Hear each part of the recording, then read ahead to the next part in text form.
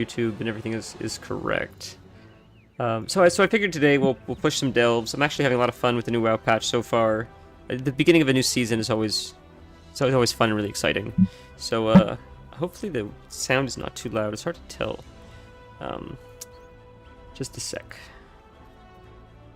But it's a lot of fun. I figured we'd do a little bit of LFR, try that. I feel like a new wing of looking for raid also came out this week. I don't know. I haven't checked. I haven't been on since. What sucks is actually last week was time walking, and I didn't realize it was Tuesday until like it was too late. Like I knew it was Tuesday today, but I didn't make the connection. And like, oh right, like WoW stuff resets today until it was too late because I did time walking. I rushed it on a character yesterday, and I completed the time walking quest and the Ulduar quest. And I handed in the Ulduar quest because you can hand it in at the beginning of the instance, so that's convenient. But I forgot to hand in the time walking quest because I just said, oh, I'll do it like later. And this morning, like I probably could have done it this morning, but I was just doing other stuff, you know, more important. And then around like noon today, I'm like, oh shit, it probably reset, and I probably like missed the opportunity to hand it in. So it was all done. I just needed to hand it in. It's like, that one stings a little bit. But I was watching a little bit of Gamescom. I know it like just started. I didn't watch too much, but it's pretty cool so far. The new Call of Duty, it always sort of looks the same to me, Call of Duty. But the newest one, oh shit, looks interesting, I guess, to say the least. Could you just give me 1 second to open up chats on the phone? As far as Call of Duty goes, it always looks the same, but the newest one looks a little bit more exciting. But I did hear they're also doing a... sorry, I got to open up Twitch as well. We're so behind. I also heard they're doing the WoW trailer today or something, which is really exciting. I think tomorrow is the... I don't know, like the homes. In this next X pack, you're getting like homes in World of Warcraft, like not garrisons. It's like different. It's like you have a neighborhood and stuff. I don't really know. I don't remember the name for it that they chose, but I think today is just the trailer. Tomorrow they're talking about like the new feature of the homes that every player gets. And then I think on my birthday, which is Thursday, 2 days from now, I think, the devs, I think, are talking about the X-Pack, which is what I'm most excited about. So that's cool. I'll have to catch it after stream. Like a part of me was like, you know, it would be interesting maybe to watch it on stream, but I don't know. I don't know how to set that up. But yeah, I probably could, but like, who cares? I'll just watch it after. But the thing that I saw that was really cool is and I hope this isn't spoiling for people that want to watch it later. I think there's this Sekiro anime coming out, which is, I mean, I think it's awesome. I think it's really exciting.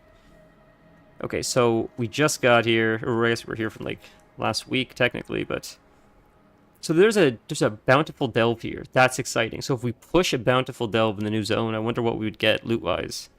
I always wonder, are these new delves harder than the like ones in the previous zones, or is it all the same difficulty? I've never been able to figure that out. Alright, so we're going to hearth really quick. Before anything else, before we get into the new zone, or delves, let's hearth, let's sell some stuff, clean out our bags. We'll check the vault, see what we got this week. Last week, and when we were streaming actually, like the last time I seriously played this game, I think, I fucked around from here and there, but like actually like, oh my goodness. So we learned this last time, when the portal is down, it's because this world quest is happening. But if we just quickly do the world quest, the portal opens back up. So it takes like 30 seconds. This never happened before until recently, but at least it's an easy fix. But last stream, we did LFR and a few other things, and we got tier pants, which was really exciting because it's the start of a new season, and gear is fresh for everyone. So to get tier pants so early on it's awesome because like that means you. Do we have our 2 set? I don't think we do. No, I think we just have. Yes, we got all these really good items from Ulduar as well, like hero items. Like we got quite a bit of gear last stream. It's just we have to kill like 1 or 2 more of these guys. It's just not tier. So while it is an upgrade, it'd be really cool to have a set bonus like so early on. Normally, I haven't gotten that lucky, but here's hoping that as soon as we finish this quest and go to Orgrimmar, our vault might have a piece of tier for us. We've done quite a bit of delves last week, so I'm hoping we have at least 2 options, maybe 3. I don't know how many. Like, if you do delves at difficulty level 8 or beyond, that's the maximum like unlock for gear in your vault, and I'm not sure how many delves you need to do, or we'll just say delves. How many delves you need to do to unlock 3 heroic options? Because maybe 8. I don't know. I can never remember the number.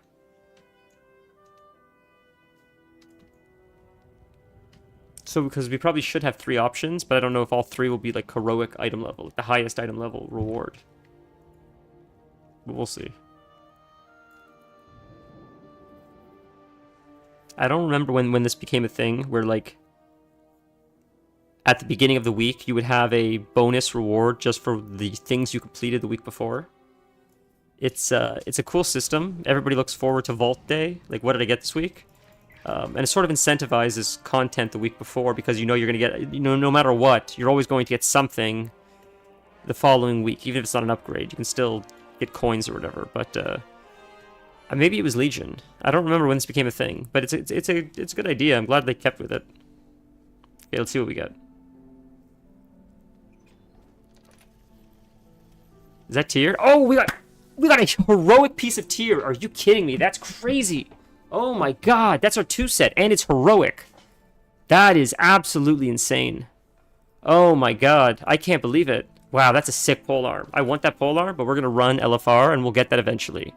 I can run that for the transmog. A heroic piece of tier this early in the game is insane, and that's our 2 set. What a way to start a stream. Wow, that's sick. That's awesome. That's very, very lucky. Well, maybe this season is looking up for this character. Oh, look at that, inventory is full. Alright, let's just toss this really quick. Who cares?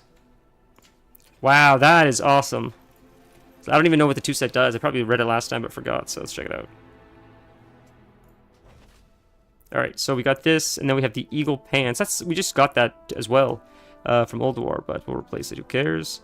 And are we wearing our pants? We're not, because we have these pants we got from Time Walking or something, but the Eagle Pants right here are Champion, so who cares? Champion and Heroic, I'll take it. We have our 2 set though. Ravage increases haste by 10%, chance to critically strike by 10%. The damage your bleeds deal by 30% for 5 seconds. Ravage. I can never remember. Oh, we're in a... Jesus, I made this mistake last time. I was in bear form or something. Which one's Ravage? I don't remember Ravage as a... That's Ravage. So the bear ability, that's pretty cool. So the bear ability, so bleeds... I guess it's Thrash for bears. So the bear ability is when you use Ravage. I'm looking at the wrong set there. When you use Ravage, your haste is increased by 10%, your chance to critically strike is increased by 10%, and your bleeds by 30. So the bleeds are sort of strange because as a bear, your Thrash does bleeds. Mangle does not do bleeds. It does damage, increased damage. So besides Thrash, I think that's our only bleed. I guess they would incentivize you to choose Raise, because I think Raise does bleed damage as well. Or no, does it not? Thrash also generates 3. Okay, no. Maybe there's more bleed talents here that would sort of incentivize or lean into this tier bonus. I'm not sure. We'll have to look into it. I'm not too familiar. I haven't really looked at like either the sets or anything else. I just sort of going blind. But let's see what the cat form does. Just got mail. Oh, from my bank. Okay, so for the cat form, the rate at which Bloodseeker vines grow is increased by 40%. Tiger's Fury causes Bloodseeker vines to grow up to... Wow, that's interesting. That's probably good for Mythic Plus, I would imagine. So does that change? Right, I remember this now, because we read this before. Bloodseeker vines is... Isn't it related to Wildstalker, right? Am I crazy? So if we change to Druid of the Claw, does the tier set change as well? I feel like it would change if you go to Druid of the Claw. Let's see. Yeah, so it changes. Interesting. Ravage increases your haste by 10%, so this is the same one as the bear. But that makes sense for a cat. I feel like this set is strong. I feel like Ravage is stronger for cats. It probably always was. I just went with the other one because I played a lot of solo, and Wildstalker seemed to have better like survivability from what I saw, or from when I played it. It seemed to last a little bit longer than playing this one. But I never really gave this one a shot after I got a little bit of gear. So let's try this because I like the set of this one better. Okay, enough yapping. Let's get into it. Jesus Christ, we've been talking a lot. Okay. That's cool. This is really cool. So it's always fun to try like a new spec and test out some new tier. All right, let's clear out our bags really quick. We have a lot of gear here. Most of it is probably garbage, and I can't even disenchant it because it's not warbound. It's on my character. It's soulbound. Just sell it. Well, we can sell the tier, I guess. Hopefully it's not the wrong thing, but wow, selling heroic tier is crazy, but right, is that an upgrade? Wait a minute. Well, you see, it's hard to tell. I'm gonna hold on to that for now. I can't tell with that because is my special belt from last season better or is it obsolete now? I think it might be obsolete now, so maybe it's worth replacing. This is crit haste that has haste verse. I think crit haste is probably better, but we'll hold on to both just to be safe. That's gone, that's gone, that's gone. Okay, sorry guys, we're almost done clearing out the bags. They fill up so fast. Okay, I think that's good enough for the most part. We can just see what the weekly is. Start pushing delves, like the title says. After we change our horrendous transmog. God, what they did with these banks is so confusing. Jesus.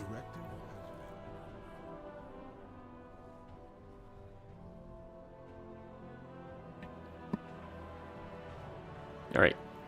Let's start pushing delves. So, there's no bountiful delves here. So maybe we'll have to check the other zones, see if there's bountiful delves there. Is there any quests in here? I thought there were, maybe not. Okay, so it's right here, I guess. These ones. So this is the weekly. What's the weekly? 12 world quests. That's really easy.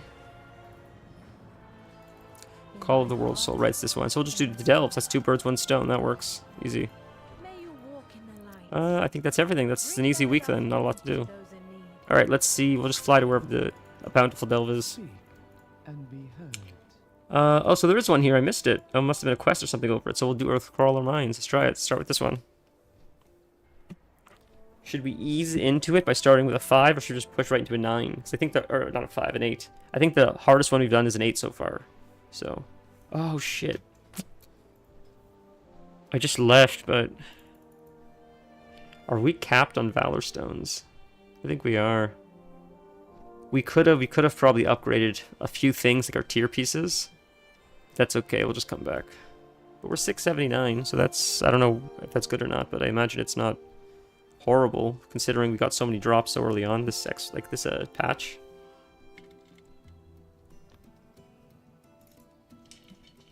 All right, let's do it.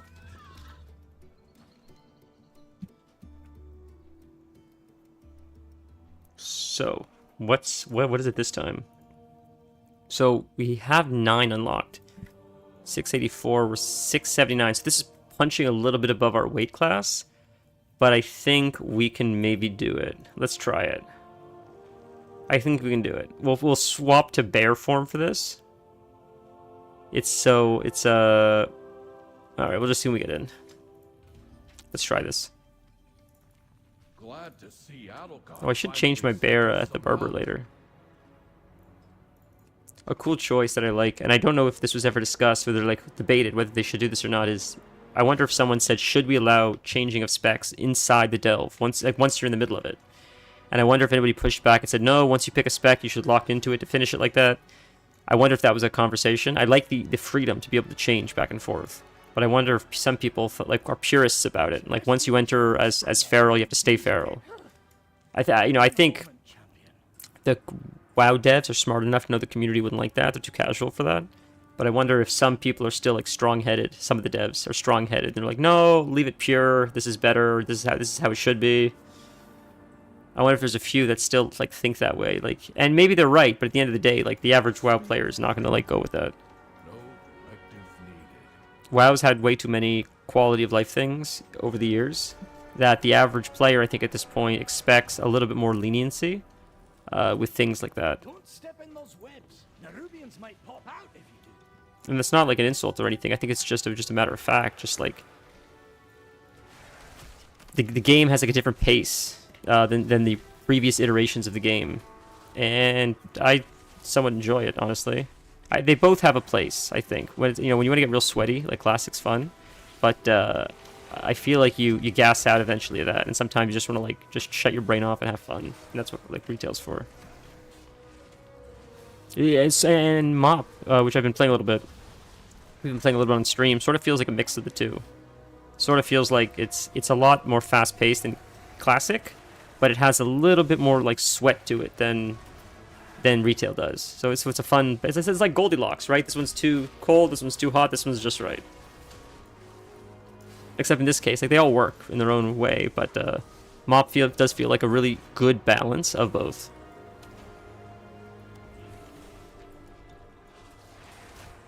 Playing really all 3 iterations and Season of Discovery, I would argue that not comparing Mop to retail, but thinking from the perspective of looking at Mop as if it's current WoW, as if you were living in the time when Mop was current. Living in a time when Classic is current and living in a time when retail is current, I think Mop overall is the best experience. It seems to balance it well enough that you still have that really fun original MMO feel that Classic had, but it has enough quality of life, convenience, like AoE looting, like queuing for groups, being able to find groups a lot easier. The way classes play, the easier talent systems, it seems to have an ease of access for people that want to play an MMO for the first time, but at the same time, it has a pretty high ceiling, I guess, if you want to really like push, your character.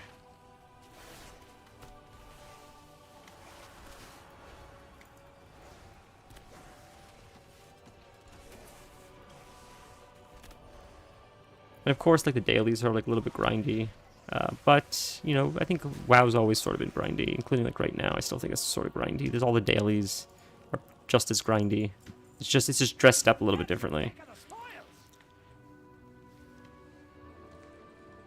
We have to use the webhook on any grapple point, so we can't. I see we can't move forward until we use this thing.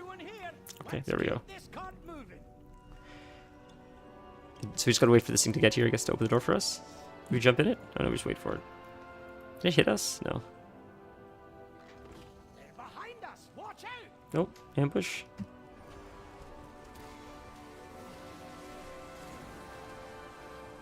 But I'm enjoying leveling in Mop. It's pretty quick, but at the same time, it's not a meaningless. Sort of like retail feels. Retail feels a little bit too meaningless, just because it's so unbelievably fast that the levels. The idea of leveling or gaining a new talent or a new ability doesn't feel as meaningful because it happens so fast, so quickly, and you get so many new abilities so quickly that you don't even really have time to learn what the previous one did or have time to understand the value of it, because even in Mists of Pandaria, it's a little bit slower when you would get abilities or level. So essentially you'd have the time to get Drained Soul and read what it does, and then spend maybe like an hour or two using it, making it part of the rotation, understanding its purpose, and then a new ability would come in. And then you'd have like an hour or two to experience that ability, see the value it has, what the utility it provides. And with new WoW, I feel like they throw so many abilities at you, and you have so many abilities that you don't even really put on your bar. It's a little bit of a bloat of abilities that it gets a little bit overwhelming, I think, especially for a new player. Like there's so many classes I haven't touched because it's hard to know what's like sort of bloat abilities and what's not.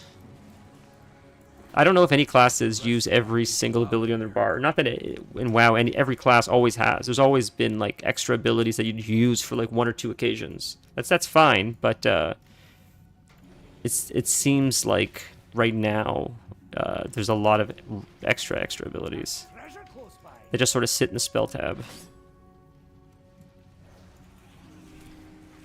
The bars feel a little bit clunky. And I've stated this before, like I don't know how people feel about this talent system, but this feels like convoluted and unnecessarily complicated. I felt the Mists of Pandaria one was so perfect. It was so simple and elegant. Like there was like a mobility tab, there was like a defensive tab, there was like an offensive tab essentially, or talent tree essentially, and it made sense. Maybe we're a little bit more limited with choices, but not really. It seems like you have more choice here, but the truth is, it's just more buttons to click, but it's not really more choice than like the Mists of Pandaria, because not even if you don't follow a meta, to still get to like an ability that you want, you have to still follow like some form of a pattern to get to the bottom of the tree. So, while it may appear more choice, yeah, I think it's more of an illusion than anything. But I think the earlier iterations of talent trees, like Mists of Pandaria or even Legion, were easier to understand, like for a noob that really didn't get the game. So when you pick up WoW for the first time, you take a look at it, you're like, okay, I sort of, there's like 6 things to pick from. It can't be that overwhelming, right? Versus like you look at this. When I first saw Diablo, good lord, good luck. Those trees are crazy. Same with like not Path of Exile. Is it Path of Exile? I think it's Path of Exile. That's another one. It's like super overwhelming. And I'm sure you just follow guides and it makes sense, but holy man. Well, thankfully my friend walked me through it the first few times, so now I look at it, it is a little bit overwhelming, but it's like I know what I'm doing. Like I could figure it out, you follow a guide. But if I had to go in there blind for the very first time playing Diablo and looking at that ginormous talent tree with like 300 options, I may have been intimidated to like turn away and just say, I can't do this. I don't feel like this is like a math problem I don't have to solve. These guys seem like they're taking forever to die, and I understand we're fighting elites, but my god. But we got it, we got it, we got it. But this is at 9, and we're just yapping away and surviving, so this is a lot easier than I expected. And this was supposed to be, this is technically above our item level by quite a bit.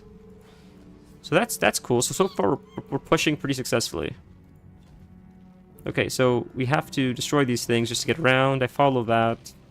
We have to free these guys. Looks like there's...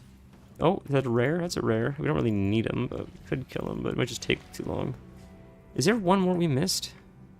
What I'm looking for is one more of these wrapped up guys, because maybe it's in the other room that I missed them. We'll see. It seems like, oh no, we need, I see, we have 3 out of 5. I'm an idiot. I thought, for some reason I thought we needed 6, not 5. I'm dumb. So we're good. But Gamescom looks really cool. Lots of cool games. Really excited for the new WoW X pack. I think it's going to be good. I was a little bit hesitant about the storyline, as I said, like last stream we were trying the new zone, but it's gotten better. The story's gotten a little bit better.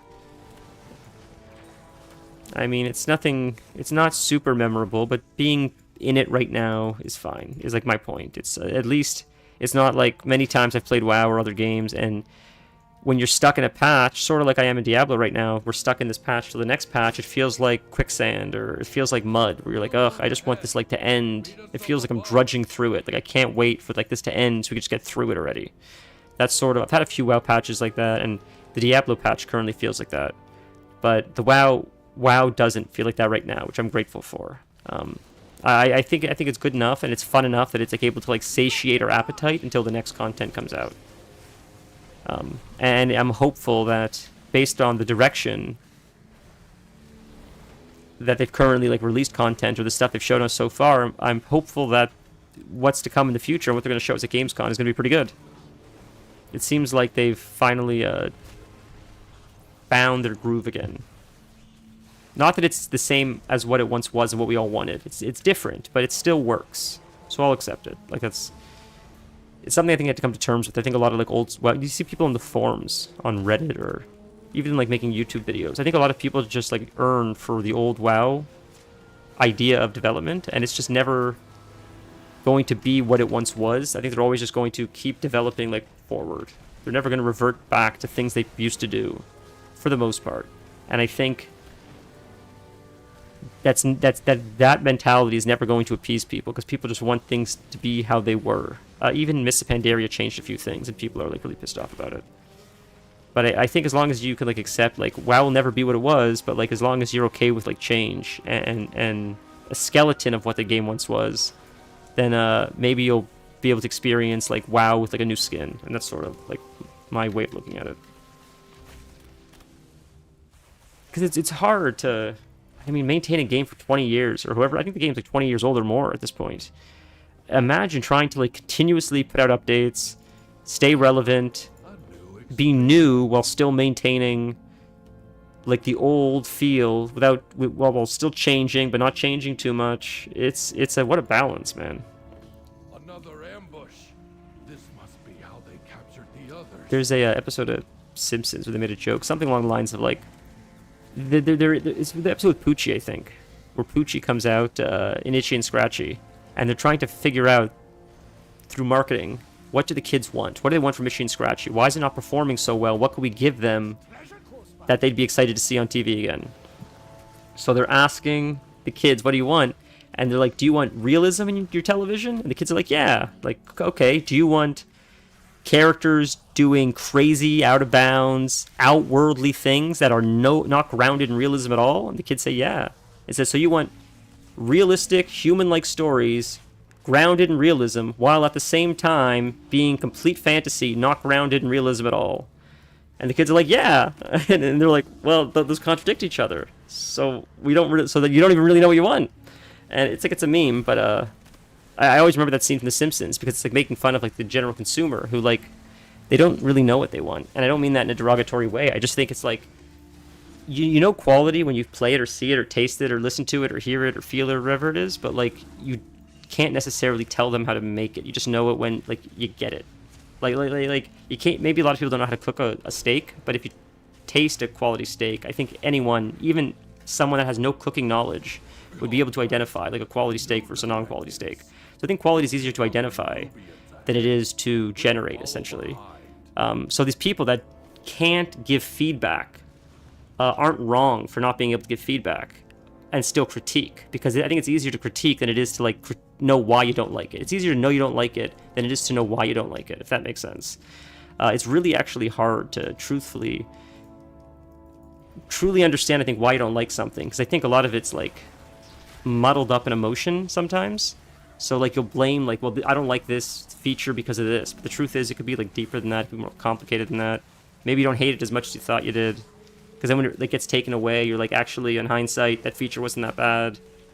Speaking from like experience, so I mean, it's a long-winded way, I guess, of saying like I get how difficult it must be to like maintain the quality of WoW consistently for 20 years, hitting only like success across the whole board. At some point, you're probably gonna get a few flops, but the fact that they've been able to maintain it for this long is like, that's, I think, impressive in itself. Like even League's getting up there after League is a pretty old game too. To be able to like continuously balance it, introduce new characters, keep it relevant. It must be a lot of work. It must be very tough.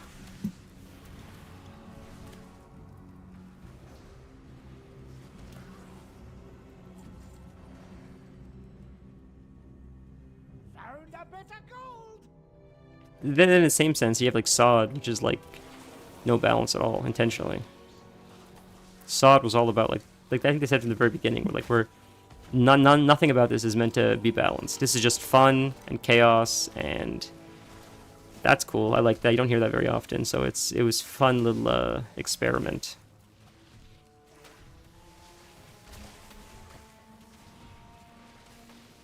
It's sort of what Remix also felt like. I think WoW, the longevity of WoW as a whole, would greatly benefit from these like silly events like that, like Sod or Remix kind of ideas, where it's, for lack of a better word, like a controlled chaos, where you get the bones of WoW, but then you get to like put it in a experimental kind of sandbox where you're like, all right, now this isn't about fairness, this is just about how crazy can things get. I don't think that has life as a steady thing like rating, or like I don't think like that those game modes, those silly game modes like where everybody's super overpowered, will have a steady player base of people that like really put in efforts to learn mechanics and do raids. It might for a little bit, but I don't think it would be like a competitive thing like regular WoW is. But I think if it ran in seasons, then you would have people continuously like joining, leaving, joining, or maybe just showing up for certain seasons that may interest them. And you can also sort of use it as like a testing ground for like new features in like retail, to see how like, right, because you could like really play around with that. If the whole idea is not about balance, you can really like get wacky and see, you know, how do people respond to this, and then maybe you could tone it down and then apply it to like retail if it's something that actually is well received. But again, we're just, coming up with stupid ideas. This is what I do. I did like it though. I do look forward to Legion Remix. I think Remix was so much fun.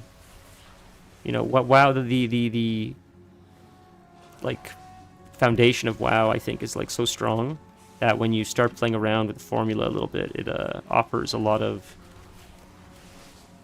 room for fun and creativity.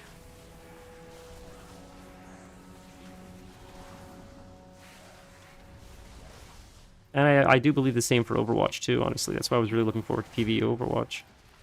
Blizzard seems to do a really good job of like building like a strong... I don't know what the word is, just like a foundation of a game, I guess. They have a real... Like, the games have a lot of polish to them. And I'm not sure if that's because they hire like veteran talent that has been making games for a long, long time. Or if they just have been holding on to the same select people that just have like a certain style.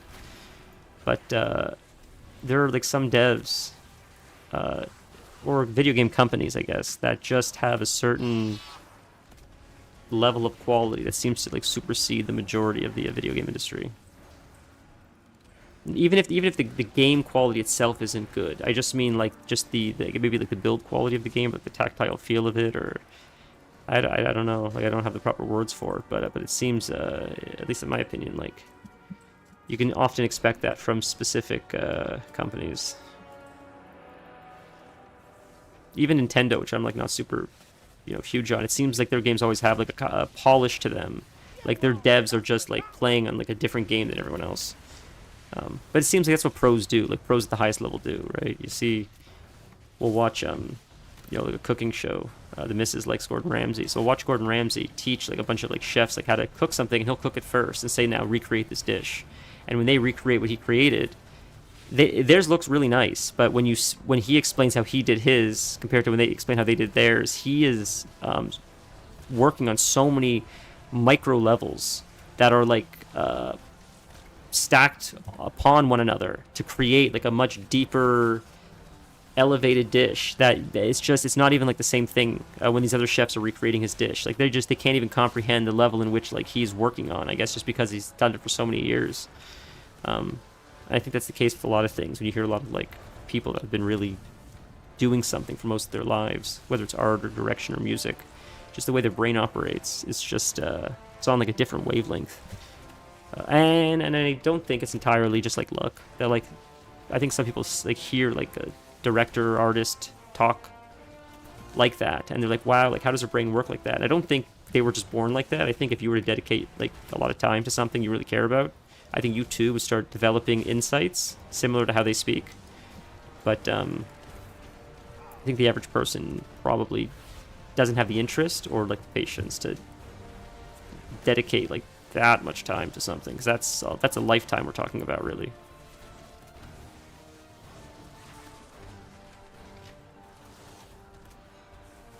Off topic, I'm really looking forward to the Sekiro show. I didn't even watch the full trailer. I just saw it peripherally while I was setting up stream. But jeez, man, I think myself, but a lot of people have said that like Souls games really lends itself to anime, and it would crush.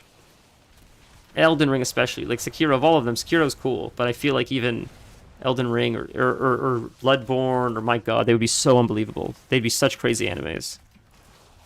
And just do it on like Netflix or something like that, where you just like, you have a big budget, you can get really gritty, you don't have to worry about like censorship, you can get really violent and gross, and just let it get all gross and soulsy, and it'd be fun. So we're not even using cooldowns, and this is a Delve 9, and we're just crushing this guy. We're not even worried about our health or mechanics. So we can push to a 10. So this is our first push. And this is easy peasy lemon squeezy. So we'll push to a 10 now, which is really punching above our weight now. This already was punching above our weight, but a 10 is really pushing it. But we'll try it. I think we can do it.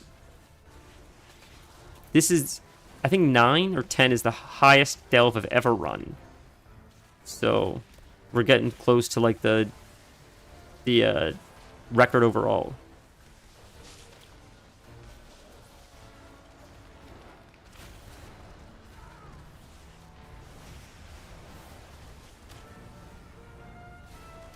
What I like about this tier bonus, at least, is like I don't really have to think about it. It's sort of like a passive kind of bonus, so that's cool.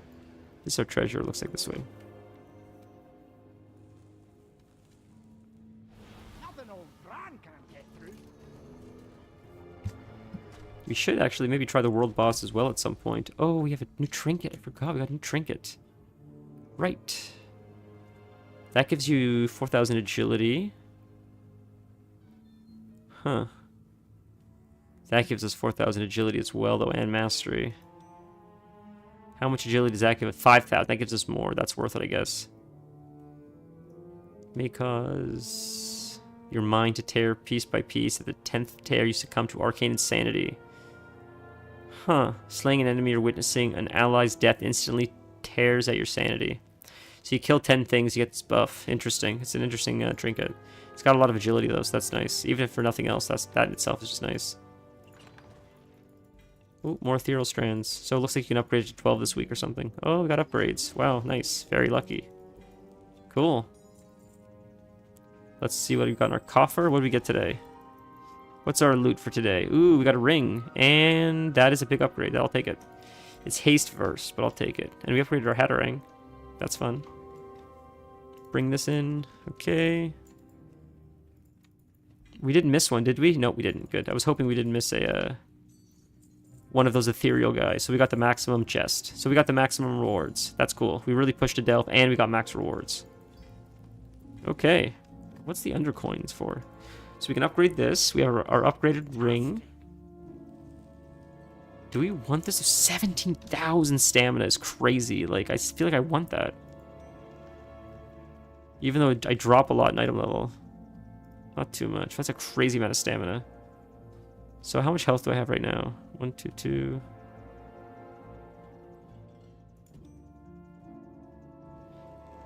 So it actually drops. This has more stamina. I lied. I'm an idiot. Never mind. I'll take it. Okay, I'm dumb. Ignore me. Cool. This damaging an elite. What did that say? This is a new one. Damaging an elite at 80% or above and 20% or below causes Bran to trigger the crystal energies, reducing the elite attack and casting speed by 20%. Killing the targeted elite while the debuff is active grants the party a 2% stacking haste debuff. Does it stack indefinitely for the whole delve? Because, I mean, an elite. I don't know if that's worth it. If it stacks indefinitely, maybe you could try it one time, see how it goes. Because if you have like just this big stacking haste buff, I wonder how many elites are actually in a delve. Because that could be beneficial. Like, what are the other options, though? Say, the third options usually aren't very good anyways, so it doesn't really matter which one you pick. So if that's at least semi-decent, it might just still be like an upgrade. We'll have to see. Alright, let's, this is our Diablo mount. It's, don't remember his name, Astanoth or something like that. So where's the next Bountiful Delve? Not there. So is it an Ashkahet? There's one. Oh no, an underwater one. That's unfortunate.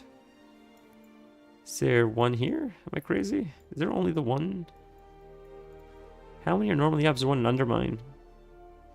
No, maybe it's just Ashkahet, and then it's and then maybe it's the new zone. So we can do these 3. Maybe it's only 3 Bountiful Delves up a day. I can't remember, but maybe that makes sense. Alright, let's we'll fly there. It's a little bit faster. I guess I could teleport too from Dornogal, technically. I wonder how long it would take to fly, though. You could fly right there, like, just AFK fly.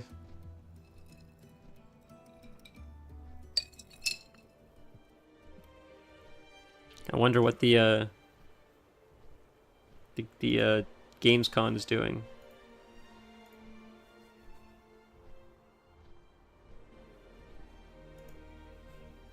Hold on, let's take a look. While we fly, let's see if we can bring it up.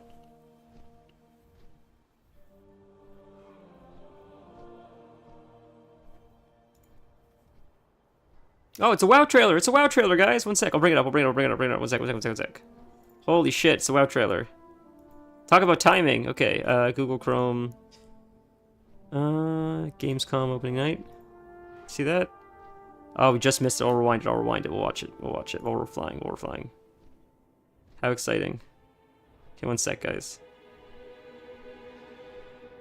Okay, right here, right here, right here, right here. Whoops. Right here.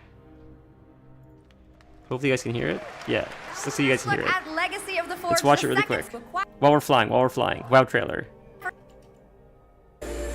After this one, it looks like. One sec, hope it's not too loud. That looks really cool. I've never heard of this game before, but it looks sick. Wow, it looks very Eldritch-like. It's 3 expand.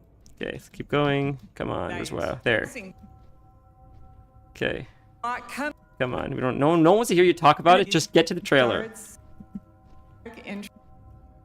I need you. All right, let's back it up. Let's back it up. Elves! We got elves, boys. We got elves. How exciting! Okay, let's watch. Let's watch.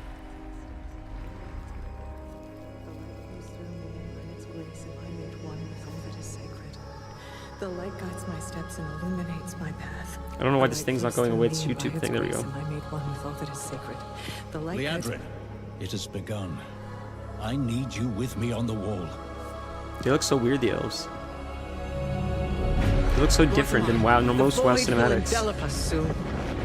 Only the light can save us now. No. The time for prayer has passed. Oh, it's Silvermoon. Wow, it's Silvermoon City.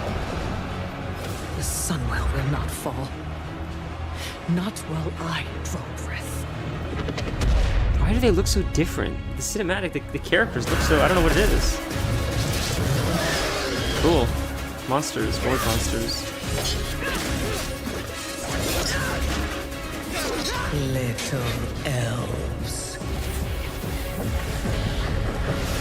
Zeltef? I can see Yeah. you grow weary. How much longer can you hold out? Flee and save yourselves. Liadrin, don't. Light be with you. Damn, that sucks. You see? She understands it's hopeless.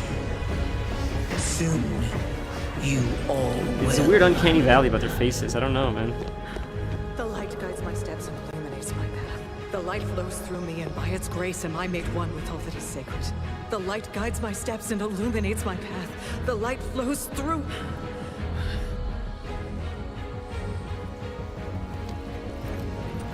Nothing like a WoW cinematic, though, man. There's honestly nothing like a WoW cinematic. I know that I am unworthy. I don't know if I deserve your help, but I know my people do. Please. Looks like a Venom or give Carnage them almost. strength. I admire. We're definitely your at the delve, so spirit, once it ends, we'll do the but delve. that will not save you. Soon, I will break your world. You can't even break one elf.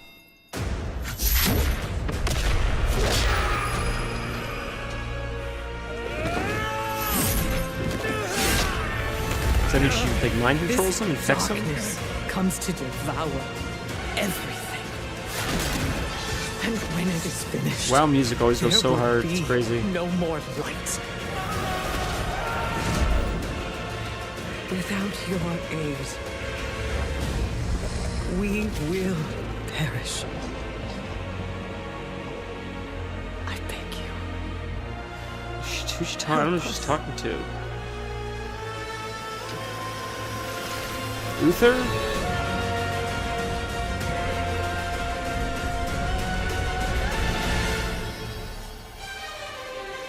It's Arthas? Like, I don't know who. Not Kelthus. That'd be crazy.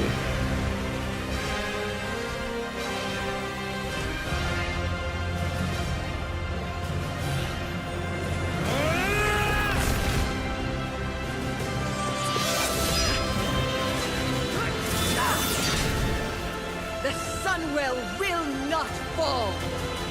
Not while That's so we fun. Draw breath. I don't know who these guys are though, but that's cool.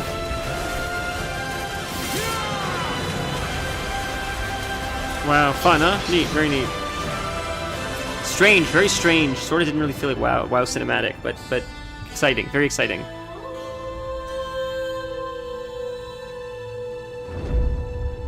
Interesting, huh? Interesting, interesting, interesting. Fun. All right, let's go back to the game.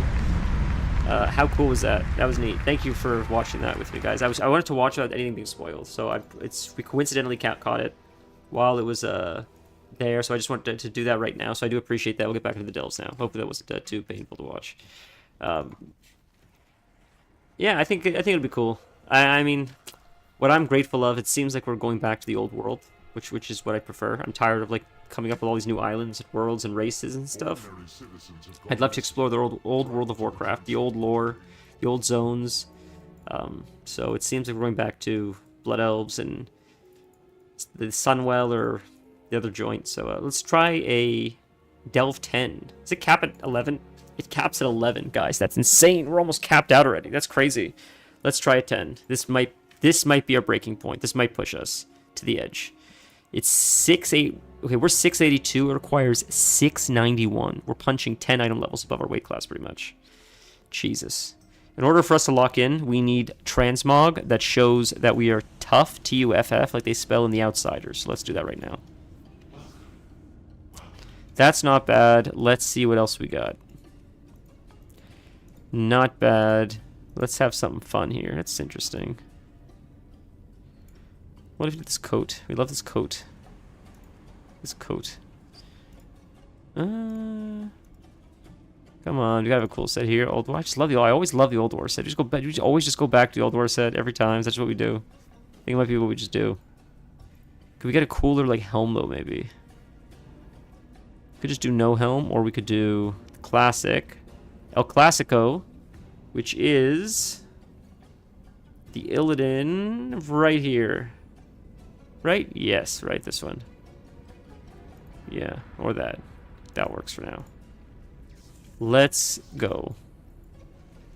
Alright. Our companions are fine. We can't sell stuff. We'll repair. Let's go. Let's do our first Delve 10. See if we can push this.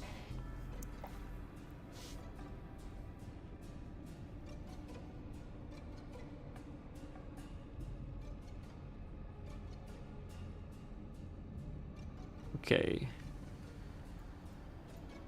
Got our buff. Let's do it. So 3 enemy groups cleared an entrance area. So we're just going to have to kill. Oh, and there's already right there, right to our right, is our first group of those guys we need to clear to get the chest, the bonus chest. So that's really lucky. So these guys are regular mobs and they're hitting very hard. So we have to be careful. We can't pull too much here. Just got to be mindful of that. We can survive it. We just got to be mindful. We got to use potions. We got to use mitigation. But like I said, now we're starting to... This one's going to take a little bit longer because these guys are a little bit more padded health-wise, and I'm a little bit lower item level compared to like what we should be for this. But we're getting it like easy. Like we're as long as we're slow and steady, we won't die. We shouldn't. Now I say that, but let's get to something that's a little bit more meaty, like an elite, and see how they hit. These guys are about to fight up here. That will be a true test. These guys are probably the hardest things in here, in my opinion. These ethereal guys. So if we can survive them, then we pretty much got the whole delve, I think. I don't think the last boss is as hard as those guys are, honestly. But... Okay, let's try it. Let's pull them. Here we go. Here goes nothing. So, I mean, we did... What's the chef hat? Oh, the chef hat's... I thought I was losing my mind. I thought once in a while I'm seeing these guys wear chef hats. And I'm like, what's the chef hat all about? Am I losing? Is it an event in WoW or something? But it's Bran. Bran has an ability called Hat Trick or something, where he throws hats on him, on you, on the enemies, and I guess they're different hats with different abilities. So that's why they wear chef hats sometimes. That makes sense. So I think we got this. This guy's not killing me. I thought he would hit a lot harder. It might take a little bit to kill him, but we can mitigate enough damage and self-heal enough, plus Bran, that while it may be a little bit of a slog to kill it, I think we can actually push all the way to the end. Now, I don't even think you get anything for doing a delve 9, 10, or 11. I think it's just like an ego boost and just seeing if you challenge yourself. But maybe an achievement, I don't know. But still, I've never done it before. It's fun to try it on stream.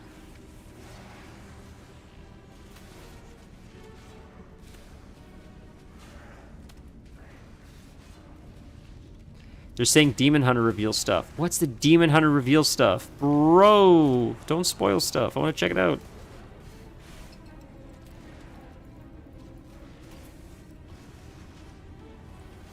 Give us gnome demon hunters, you cowards. Let me fly as a gnome. What's the issue? Jesus Christ. 2025. Oh, that's something you have to click. Tinderbox. Alright. Is there another one we have to click here? No, we missed one. Okay, I thought, no, we're good.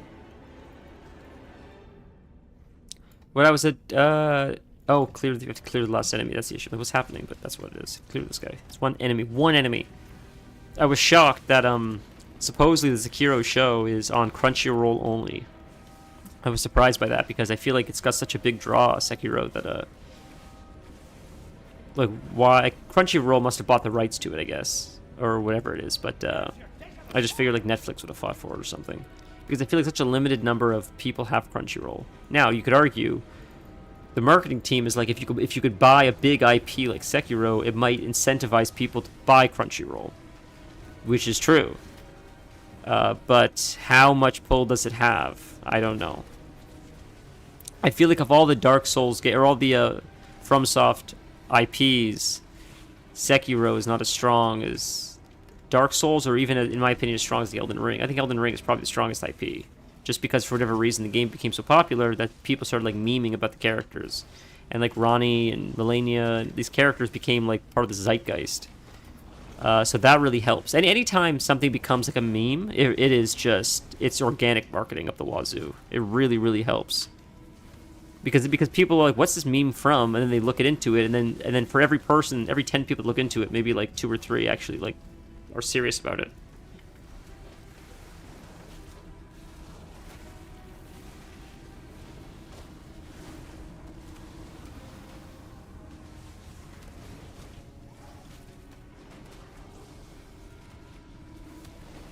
Elden Ring also, coincidentally, like, and this is, like, unrelated, but I think a big part of its success, other than, like, the game just being good itself, is that it came out during an age of, like, challenge, where everybody online is, like, doing all these challenges. Like, I mean, actually, like, whether it's planking challenge, or cinnamon challenge, or this challenge, people are constantly, like, trying to challenge and prove themselves, and Elden Ring was like touted as like an unbelievably difficult game.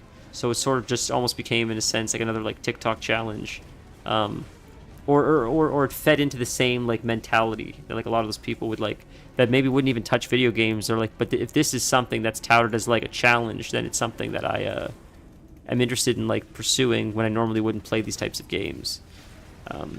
Which is like, no one predicted that. That's just dumb luck. But I've seen a lot of, I mean, you can see it. Like, a lot of the streamers have done that, right? Streamers that normally wouldn't play Souls games have turned it into like this whole thing where it's like, I'm challenging myself to beat this game because it's a very challenging game. Not just because like it looks like a fun game and I want to play it. It's specifically, this game has been known to be hard. I'm not good at games. I'm going to challenge myself to beat it. So I guess that sort of proves my point. I wasn't even thinking of it like that, but it's coincidentally like, you know, worked out in its favor, which I'm thrilled because it's a great game and I'm grateful it gives it the opportunity to thrive and come out with DLC and spin-offs like Night Rain. But it's just funny how sometimes like you hear a lot of stories about like albums taking off or films taking off, and it's just because things in the universe align and it just so happens to coincidentally align with something else that's also happening, and it sort of gives it an organic boost that no one sort of expected. And it's just like a serendipitous moment, and it's just I always find those to be like interesting. And people, of course, always make connections, where there are no true connections. Just again, like just life being funny the way life is. But it's still fun to look at and see the relation, even if it's not actually connected.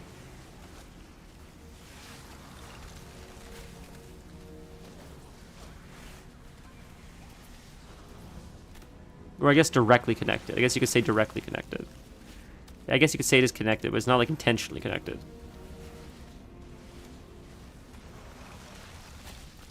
It's funny because there's like a resurgence of a lot of older games as well, like following the same mentality of like people challenging themselves. There's a lot of like YouTube channels where people are playing games that are much older, like the Lion King game on like, I think it was Super Nintendo or something, Prince of Persia. These are just these games that are known for being incredibly difficult. Ghosts and Goblins, I think, was another one. Just because they have like, such a high difficulty level, and I suppose there's excitement in watching someone that's not very good at something really push the boundaries of the capabilities and try to beat a game that's sort of meant to be stacked against you. So it says 4 to 13 prisoners rescued, and I'm looking in this room, and it says there's still some in here, but I'm not seeing it. So we're going to leave this room, because I don't see any prisoners in here. So we're going to leave, and we're going to go into the next room. And hopefully the prisoners are here and here. Otherwise, we're going to have to backtrack. And what is this? Oh, tinderbox. Is this like a side quest or something? The answers are here. I can feel it. Inquiring minds just got to know. What quest is this tinderbox? And what quest is the tinderbox? How's that related to the prisoners? They're the prisoners. There's 2 more right there. Okay. Oh, and there's that special thing. So this is going to be the hardest enemy right here. This guy. When you click that portal. So this is something that I thought was a nice change. In the previous iterations of Delves, both the first season and the second season, I think we're in season 3. I could be wrong, but I think we're season 3. The first and second season had a mob that would just jump and spawn on you randomly. It wouldn't happen every time. It would happen very rarely, but he would just jump on you, and you could be fighting mobs, you could be low health, you could be eating, you could be ready to fight him, you could be not ready to fight him.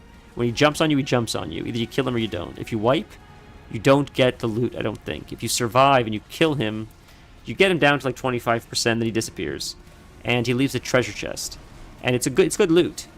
But the problem is like he would always come at the most inopportune times. You do a big pull, you'd be out of mana, you're trying to survive, you're barely going to survive the pull, then at the last minute he pops out and like kills you. And it sucked so bad because you'd rarely see him.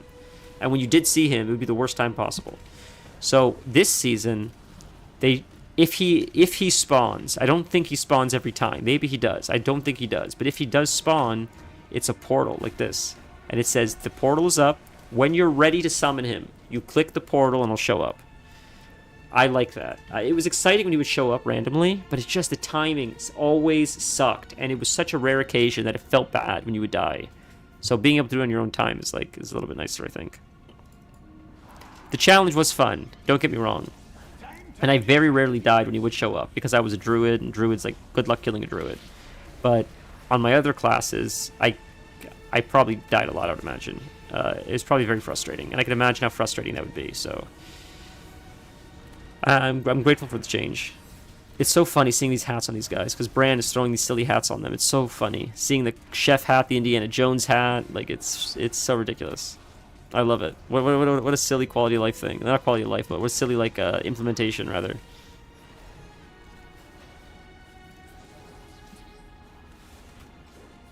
I know it's the Race to World First, and I heard that supposedly the mechanics for this raid are much easier to identify because they're wanting to remove add-ons in the near future. And because of that, they have to essentially pull back on their mechanics because their mechanics have gotten so out of hand that it's next to impossible to read them without using add-ons like DBM or Weak Aura, stuff like that.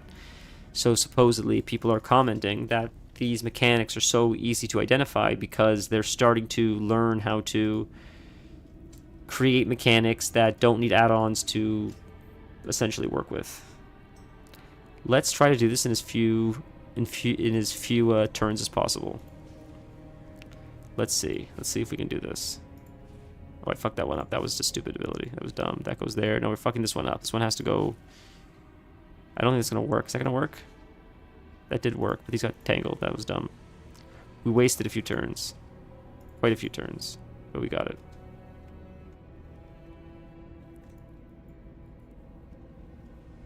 So this is only 6 out of 13 prisoners. Is the next room going to have a ton of these? Because I don't understand.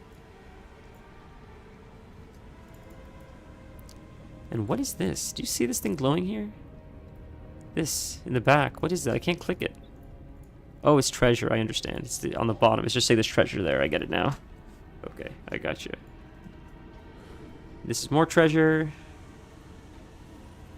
Cool. It's another box.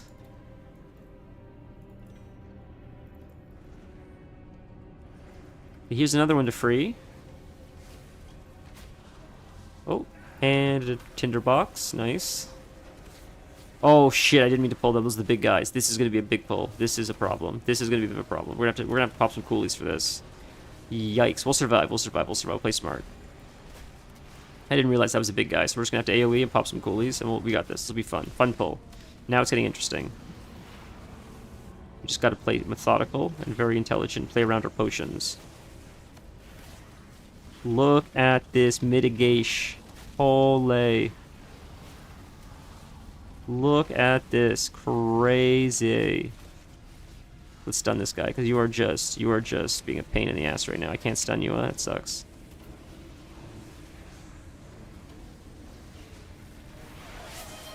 Ooh. Vanilla, thank you. Crazy. It's nice to see you. How are you doing, man?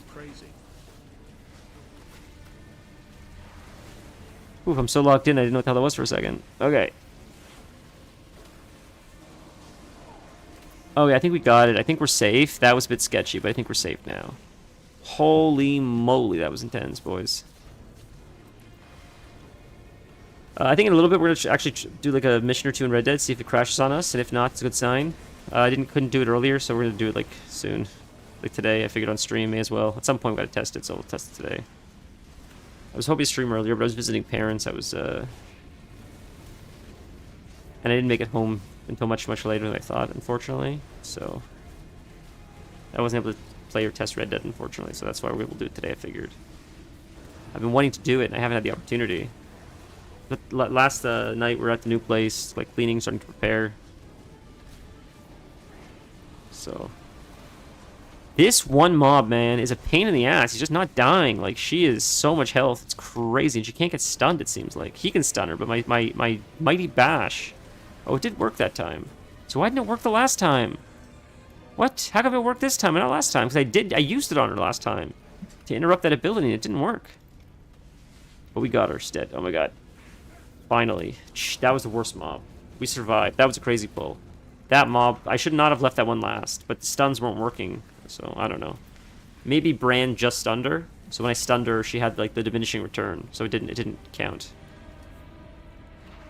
Yeah, we're moving. Yeah, that's why I've missed so many streams the past, like, little bit. Because it's been, like, I've been going over there, trying to clean up, getting shit together, logistics, stuff like that.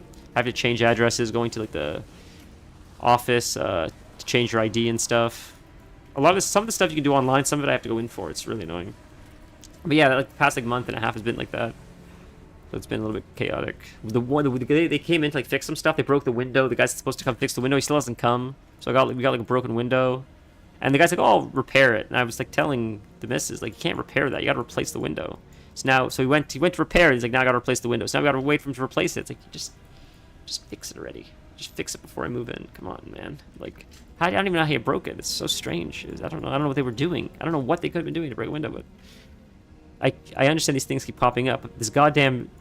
This fucking this stupid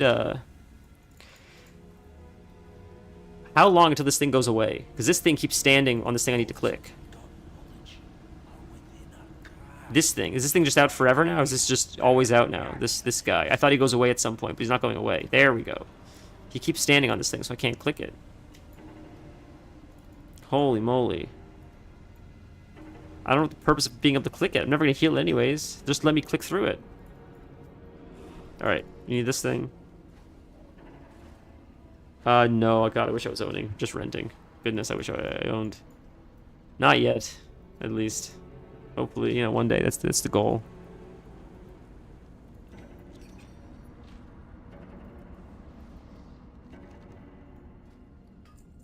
Okay. Oh, another one of these guys. So how many more do we need? 2 more. There's 4 of them. In a Delve 10 plus, you have to fight 4 of these guys instead of just 3 of them. Damn. Alright. These guys definitely hurt the most. See, like, they're doing some damage. Because they summon their friends and stuff, so... You gotta just bust out the coolies, nuke them. You get it easy. If you kill their friends, then it's just less things you have to fight. Because they're elites, but the things they summon are not elites. So if you just target them, they go down quick. And then it just reduces the numbers, then it's just less incoming damage overall. Like, hit this guy with a stun.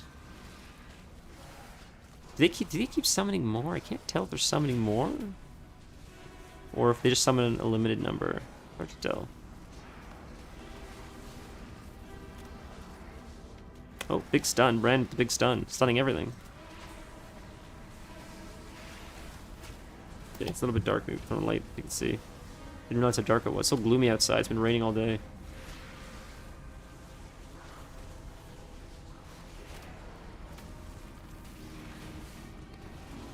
Well, I have to change my ID just because I have to change my address on it. That's why. Like my ID, like your driver's license has your address. So if I'm changing addresses, I gotta just update the address on it. So I have to print a new card for me.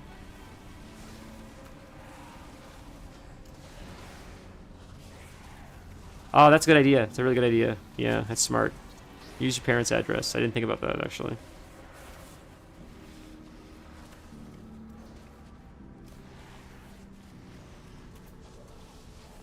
So we survived that. That was pretty easy. Somehow this non-elite is the first one to die, or last one to die, but that's alright. Cool. Upgraded another one. So now there's another box there, so we gotta clear all these guys to kill these guys here. So those are the prisoners. Those are prisoners too. That makes sense. Alright. Let's pull. This is gonna be a big room. It's gonna be a shitty pull. Yikes. Why are these little guys hitting so hard right now? That's so bizarre, man. Okay, let's pull this guy too, because you're gonna come at some point. Maybe just pull you.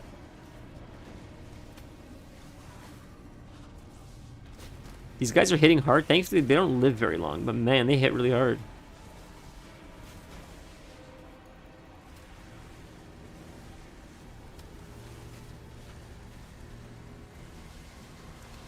I don't know if you're required to change your ID when you move. I just do it because it's just convenient, I guess. If for whatever reason someone needs to like associate my ID with like getting in touch with me or sending something to my address, they would just send it to the new place, I guess. I don't know if it's like necessary. I thought it was necessary. I guess I would have assumed it was necessary anywhere. If you have like a driver's license and you're moving. Maybe you don't need to. Maybe people just think like, why would you want to send mail to a place you no longer live? But I don't know. I don't know if it's actually illegal to not update it. I just think it's a pain in the ass to not update it.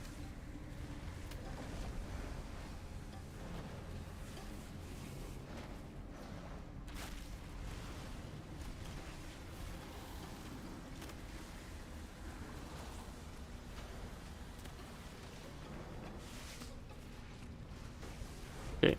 I don't know if we're going to be able to push it to 11. 11 is the very highest difficulty. You might have to wait on that one. Get a little bit more gear, and then push an 11. We're close. We probably could do it, but it would take probably a really long time. A really, really long time. And it wouldn't be worth the squeeze, in my opinion. Juice wouldn't be worth the squeeze, just because you don't really get anything for it.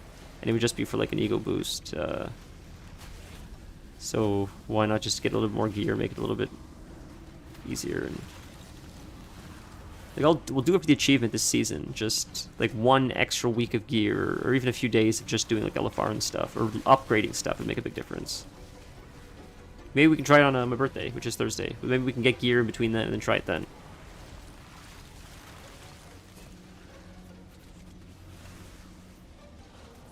Okay, this guy's dead. Come on, you're dead. There we go. Okay. Oh, we have to. Oh, this guy. Didn't even see you. Well, this guy's not nearly as annoying as the other mob was. Holy moly. Hold on. What did you say? The only thing that's a pain in the ass in Romania when you move is that when you have stuff to do regarding insurance and stuff, I have to go to my home city. Oh, wow.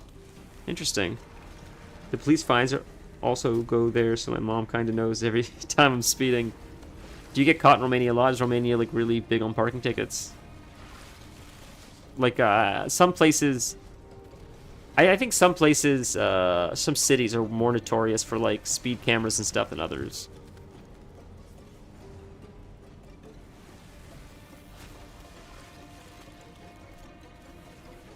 I think New York is probably one of the worst offenders, probably in like all of North America, for like some of their shady business practices as far as like signage and hidden signs and parking tickets. Probably that in like San Francisco or something, I would imagine.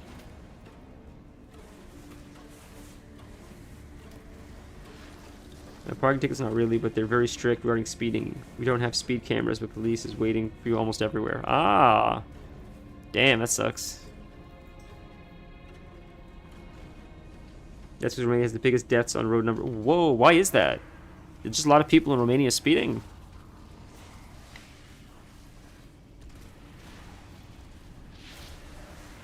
The, what's it called? Like the Autobahn or something? Is that like in Germany? Or is it more than just Germany? Is it just Germany? I'm not sure if it's just Germany or if it's more than just Germany, but isn't that like a road or something where you can go like as fast as you want? People take all kinds of sports cars there because there's like no limitations.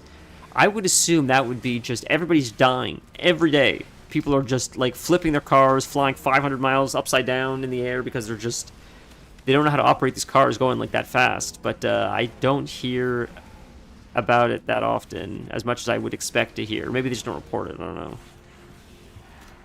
Autobahn, yeah, it was crazy. It's the safest high road in Europe. Isn't that nuts? It's crazy. I just expect like some 16-year-old Russian billionaire who's like father of some oil tycoon to be driving his McLaren, you know, high as a kite at max speed on that thing, and just like the wind picks it up the wrong way and it just flips. Right? Like, I would imagine, like, recklessness. I'm sure there's a lot of professional drivers or people that do it, like, as enthusiasts. But I would also imagine it, like... Or I would have assumed, like, a lot of, like, reckless people just also want to do it. That's because German drivers are actually good drivers. Yeah, that makes sense. No one pays money to the police to get the license like they do in Romania. You just pay 400 euros to the policeman and he passes you easily. Wow, that's so funny. I went to college with a gentleman who's from India, and he said that in India, like he grew up in India, and how it happened in India, like you would drive your bike or whatever. Most people drove bikes. He said if a cop would pull you over, for whatever reason they would pull you over, they would want to give you a ticket, and you could say, how about, look, it's a long morning, it's hot, how about I just buy you a coffee? I buy you a donut. How about we just call it a day? And he said, like, often that works. And the cop's like, okay, you can buy me coffee. He said, often it's what they want. They just want, like, someone to buy them, like, breakfast. So they'll just, like, pull you over, and that's just, like, routine. Like, in India, people just... It's not seen as, like, a crime to, like, pay off the cops. Now, maybe it is a crime. Maybe if you're a tourist. I'm not saying pay off the cops. But he said that where he was from, the cops often just, like... They don't just harass tourists. They harass, like, everyone. Just enough to be like, oh, well, how about I just buy you a coffee just for the morning, and we just look the other way. And they're like, okay. And often they're doing that, not even because he did something wrong, but they just want, like, a coffee or whatever. I don't know how accurate that is, what he told me, but I never forgot that story. I thought that was so funny. Because, like, good luck doing that in the United States. I'm sure some of you could buy... Everyone has a price to a degree, but I mean, like, for it to be such a known thing, it's just silly. Well, it's Eastern Europe. Corruption is a daily word here. Yeah, I mean, I hear that in movies. I just didn't know how, like, accurate that actually was. Because I heard, like, you hear, like, things, like, you hear, like, well, you know, like, South Africa's, like, pretty dangerous. And I'm like, yeah, but that just seems like people just saying shitty things. They see things in movies. But then I knew people that went to South Africa. I've heard this many times from many different people who went to South Africa, and they all said, like, you gotta be careful. I always wanted to visit Africa because it looks beautiful, but at the same time, a lot of people are like, you gotta be very, very careful because, it is a bit dangerous at times. But I've heard the same thing about France. A lot of pickpocketers in France, right? Like, so, you know, anywhere that has, like, I think a high tourist density, I feel like there's a lot of, like, people that are, like, acting predatory. Because of that, I would imagine it makes sense. Okay, so now we have to kill the last boss, and that's it. We're done. And that's in that room, it looks like, across.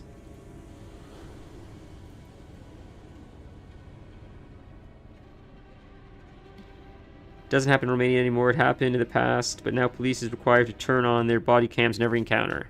Ah, body cams. I think that, yeah, body cams make a big difference, for sure, for sure. Vanilla, have you ever seen Hostel? The film Hostel?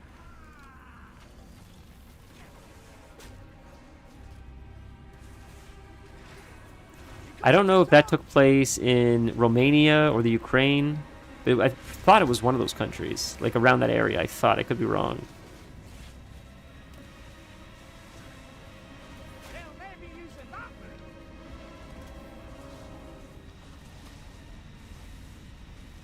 what am I supposed to do with this thing? Am I supposed to stand in between them or something? Or is it healing him? I don't think it's healing him.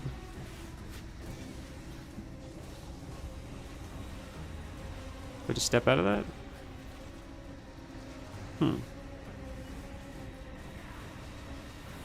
Are we supposed to break these barriers? Are these things going to disappear? Oh, I see. Then the door opens up for us. Now we have all the space to fight. That makes sense. Okay, that makes sense. I was so confused about this fight.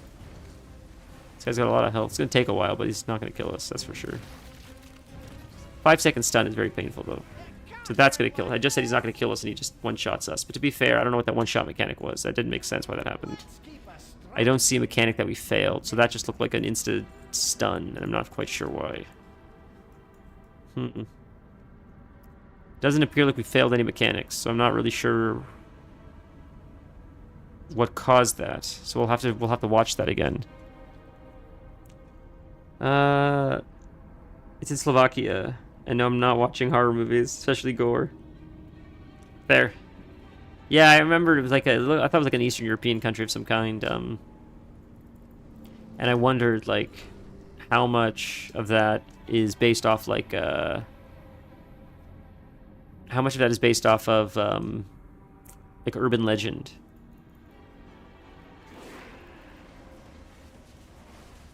Sort of like, you know, you wake up in a bathtub with your kidney stolen kind of like stories. Those kinds of stories.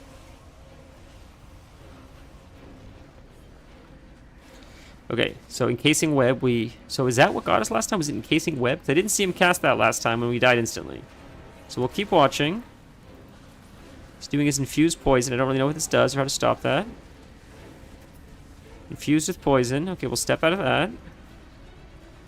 He's still not doing anything. He's just being slow and infusing with poison. He's casting that. We got out of that. That's a mechanic we avoided. Okay. Rend Void. We're getting out of Rend Void. Another mechanic we avoided. The room should open up soon and we can leave in a second. Okay. We interrupted that ability. That was another ability he was doing. Is that something he cast last time that we missed? Now he's doing this. We can get out of here. So the door's opened up for us now. So he's going to cast this and he's going to slowly follow us. He's going to cast that and we're going to keep going. Now he's not casting anything at the moment, so he shouldn't stun us like he did last time. Now he's casting that, and we're getting out of it. Now he's casting that, and we're getting out of that. He's still not casting anything, though. Not an ability that should stun us like he did last time. Now he's just auto-attacking. He's still not casting anything that should... Now, encasing winds, or whatever the hell that is. Wines, whatever that was. We got that. So this is the... Okay. So was that what got us? Did he cast that and I just didn't see him cast that last time? I must have missed him cast that because I was just yapping. We're going to get out of that. Okay, we're just going to keep kiting him. He's going to do his encasing ability soon, I'm sure.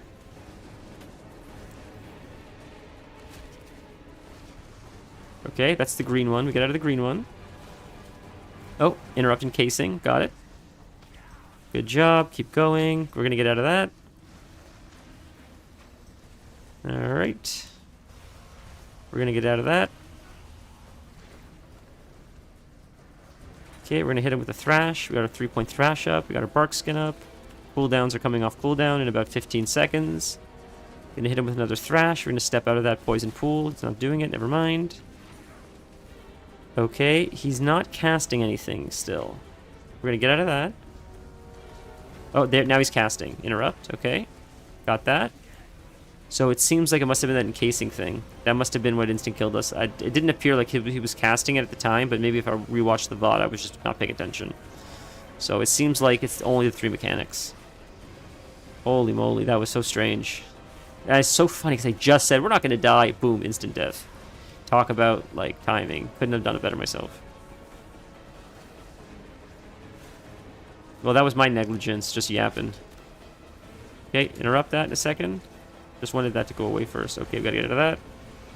Easy. Get over here. Okay, we're gonna have all of our cooldowns up in about 30 seconds, about 25 seconds and 27 seconds.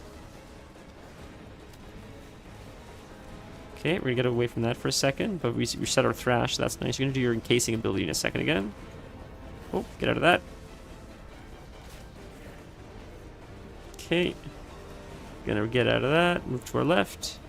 Hit you with the Moonfire. Interrupt that. I gotta stand in that to interrupt that. That's unfortunate. That was bad timing. Thankfully, it's not a one-shot. Alright, now we'll hit you with these mechanics. Or these, cooldowns, rather. And we're gonna let you get out of that.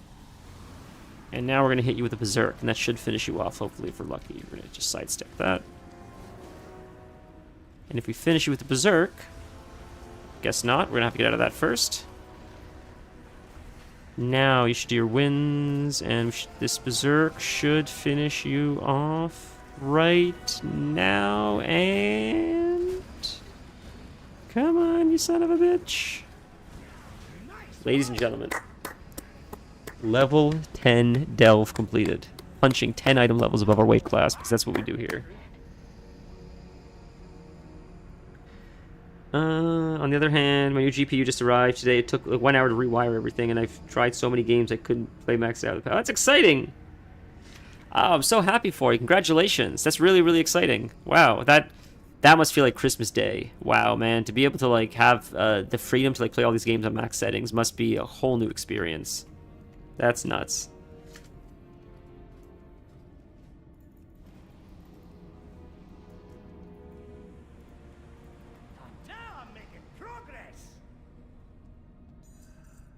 Okay.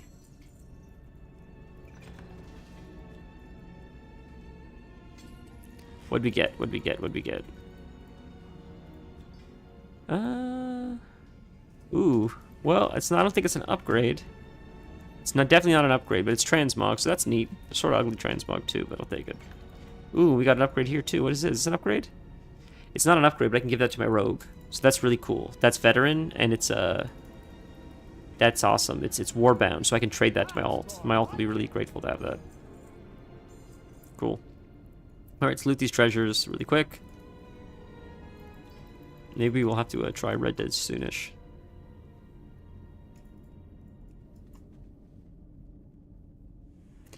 Yeah, for sure, I can imagine. I think a lot of us have, like, we just have a really powerful PC, so you just don't have to be, like, limited to, like, what games you can play. I think, that'd be a lot of people's, like, ideal, like, dream scenario.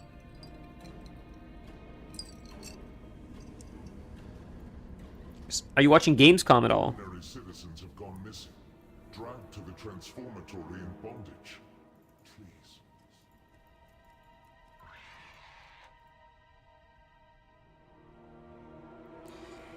Did we do the wrong delve? Bro, we did. I'm an idiot. We didn't. No, I lied.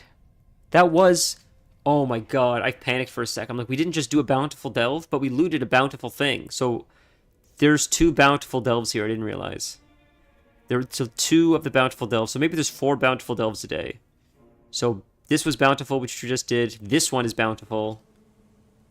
The one we just did before was also bountiful. So that's cool. We're going to need more keys soon. How many keys do we have? We have 2 keys left. We have to farm some keys. Because we're going to run out. We're not going to be able to do them all. Huh. Alright. I dreamt about having... Yeah. Other people dream of building their own house, having kids. Yeah, I mean, what do you think about the Sekiro anime? Think it looks cool? Alright, let's quickly do a little bit of Mists. We'll do a little bit of Mist leveling so we didn't lie about our title. And then we'll try some Red Dead before we end stream. Huh, okay. Yeah, I'm really excited as well. I'm excited to I'm in a Mystic Gamescom right now, but I'm excited to check out the Resident Evil trailer again. They're releasing like more Resident Evil stuff today, supposedly, so I can't wait. So tomorrow is them releasing... Oh shit, we could have done LFR as well on this character, but maybe we'll do that. We'll do that to Thursday. Maybe I'll save that for Thursday. But they're releasing more WoW information tomorrow about like the new like homes or whatever. Like in WoW, you can have like homes in the next X pack or something. I don't really know. Like a neighborhood and homes, and I don't know. They're releasing that tomorrow, and then the following day, the day of my birthday, they're releasing, I think, a dev talk with the developers talking about the new X pack, which is exciting. So that's cool. That's a nice little like birthday present. It's like sort of how I think about it narcissistically, you know. But also Diablo supposedly is getting a whole bunch of new love, which I'm really excited for. So Gamescom seems like it's a really good a good one this year. I'm looking forward to it. Not to mention all the other games are going to release. I wish they'd release Skate, like, on Steam. I want to own the game Skate. I had it for Xbox 360. But, yeah, I don't have, like, a new Xbox, so I can't play it. But, man, Skate is one of my favorite games of all time. Oh, my God, it's so much fun. Oh, yeah, Sekiro. Man, okay, this is how, like, maybe the word is narcissistic I am. When I saw there was a Sekiro show coming out, I'm like, great! This will breathe new life into Sekiro. People will be interested in it again. I can sort of use it as an excuse to play it on stream again. That's literally where my mind went. Good. It's not just me that it is bringing it back to the zeitgeist, but the universe is, like, excited about it again. So it'll be more relevant. So if I play it on stream, I'm not being selfish, but it's, like, part of the zeitgeist again. Because I want to do the 2 endings. Like, I got the snake heart, and I still didn't do it, so I'll have to do it again. And I want to do the evil ending. I really want to do the evil ending. Man, Sekiro, to me at least, I haven't played it in New Game Plus yet, but it feels like more than any other game I've ever played. So unreliant is unreliant a word, meaning non-reliant. It does not rely on.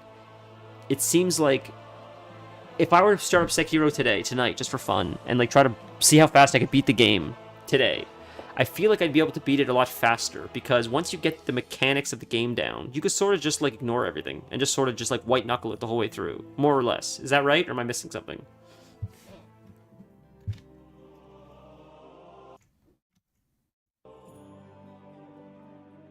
It seems like once you get good at, like, the parry mechanic, 1 or 2 things is helpful, but for the most part, you're just sort of just, like, just doing, like, the parry. Like, you can parry, like, the whole way, like, through, skipping all kinds of side content, just because once you understand, like, when to counter Owl, when to do Makiri counter, like, stuff like that. Like, of course you need Makiri and stuff, but a lot of this stuff seems like flavor stuff that you could just sort of get by without.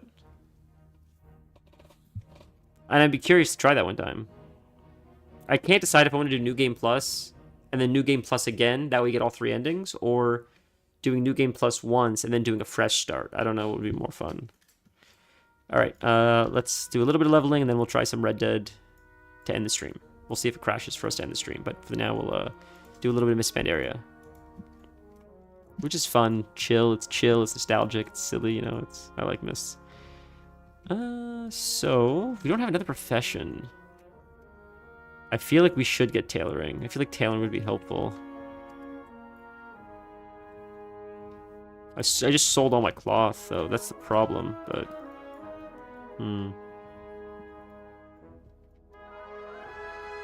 It's funny to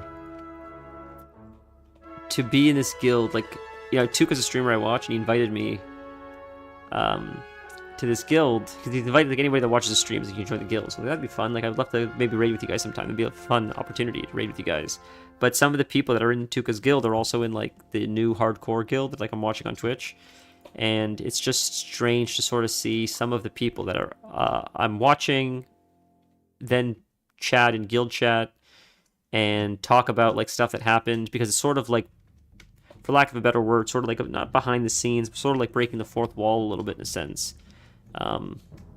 It's just interesting dynamic, that's all. It's just cool to see. Because there was some disconnects, some people died recently. It's unfortunate. Hardcore WoW's so much fun to watch. It must be such dog shit to play.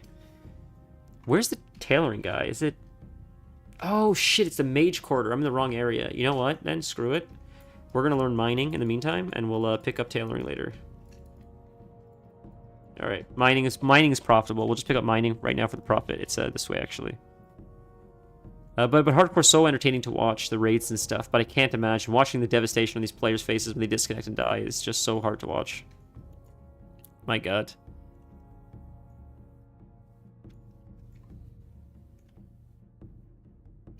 Well, speedrunners finished the game in 30 minutes. Oh, I love that cat, god damn it, man. That cat face. It's like XDDing or whatever it is. It gets me every time. You surely finish it faster the more you play it. Yeah, it seems that way. Like once you get the mechanics, it's sort of, the game sort of becomes like trivial in a sense. It's the strangest game, Sekiro, because it's got such a steep learning curve at the beginning, and then once you learn it, you sort of gain this armor that you gain as a player, not as a character, which feels different than Elden Ring, where in Elden Ring, if you suck at the game, you just gain this armor as a character, which mitigates your ability as a player. So if you suck as a player, the armor you have as a character can carry you.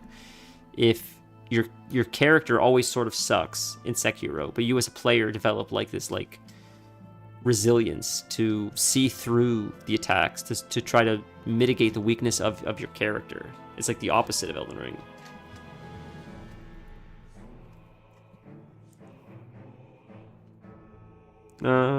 But I always get good at Souls games 80% into the story, so basically I feel so frustrated at the moment I'm getting good and finishing the game. Yes, I agree with that, but to me, it makes playing through it so much more fun a second time. It almost makes me want to play through it a second time now.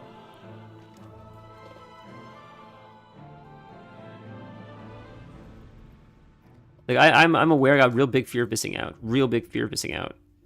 I got to start trying to learn fucking tailoring after I just learned mining. Jesus. Did I get a mining pick? Did I forget to get a mining pick? Jesus. I'll forget. We'll just quest. I've had enough. I got big fear of missing out, so it sort of sucks, but at the same time, it makes it exciting to play video games, because if I fear of missing out, then it's like, well, then I get to play a game 3 times, because I'm afraid of what I'm going to miss if I don't see this ending, this ending, and this ending. So instead of me spending $80 on Sekiro and getting 1 playthrough out of it, I get like 3 or 4. And you could say it's motivated by like fear of missing out, which is fair, but at the same time, I still get like 4 playthroughs out of 1 game, and I enjoy it. It's not like I'm doing it, drudging my way through it, being like, oh, I just want to see the ending. What am I gonna miss? I'm like, I could just watch it on YouTube, but I want to experience it myself. It's like it's fun to go through the journey. So I mean, it's sort of like a blessing as much as it is a curse, I guess.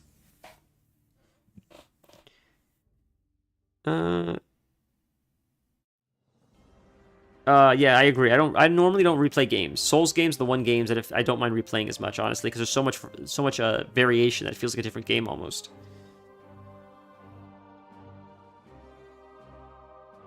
Four hours is insane. How the hell did you beat Elden Ring in 4 hours, man? What are you doing to beat Elden Ring in 4 hours, dude?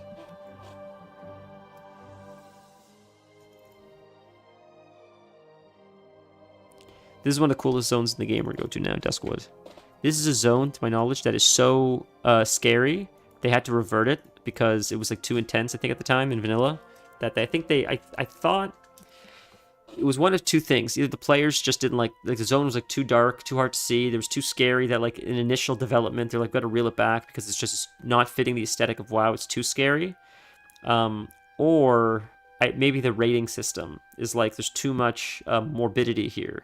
You need to tone it down, otherwise it can't get a T for teen rating. It was one or the other. Maybe both. Maybe like there were corpses hanging around and Blizzard had to tone it down because that was too like morbid for T for teen. It would have gone into like M for mature, and they wanted a teen rating, I think. But also there was a mechanic, I thought, in Duskwood where this never was released. I think this was in like alpha or beta.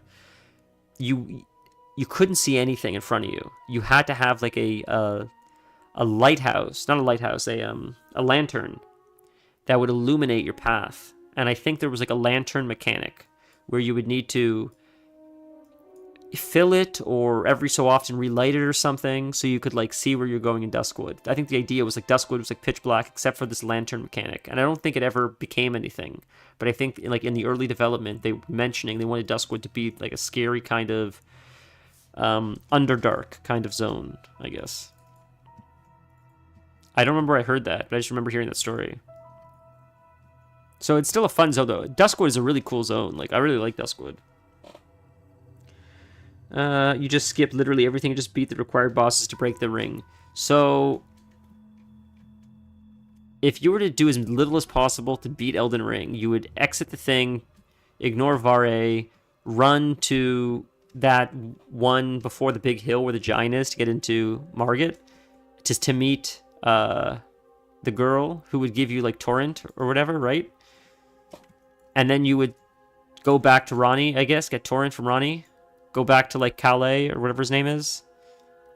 You would get introduced to Melina and Ronnie. You'd get the horse. You'd meet Melina. You'd go to the Godric right away. And then you just bypass everything till you got to Godric. Margit first, then Godric. Right? Is that what you would do? You would just skip everything, go right to Margaret. After you got, like, Ronnie and Melina, you would go right to Godric, I would imagine. Yeah, there are bodies in the Undercity map. Yeah, there are. Yeah, you already leveled. Fair, fair. So what's the point? So in New Game Plus, if you're, like, really high level and you're one-shotting stuff, essentially,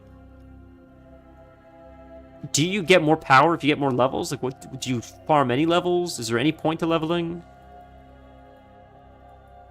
What am I supposed to do with these guys? Am I supposed to do this? Whoops. I'm supposed to use this on them. My fault. I'm not reading. I gotta read. Just killing things like a dummy. So you just use these on these spirits. You kill the pink ones, but you save the blue ones.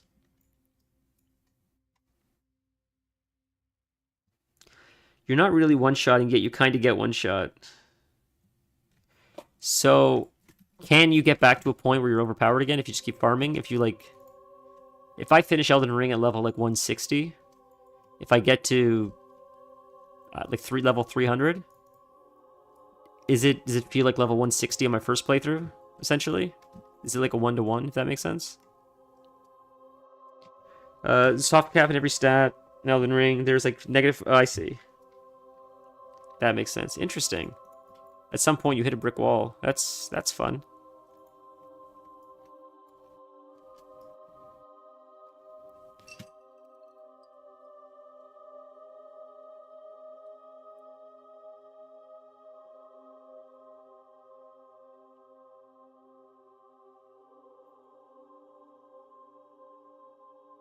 Challenge to finish it.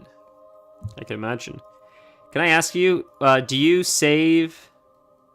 First off, do you do the Millicent quest? And if you do the Millicent quest, do you often save Millicent, or do you kill Millicent if you do the quest?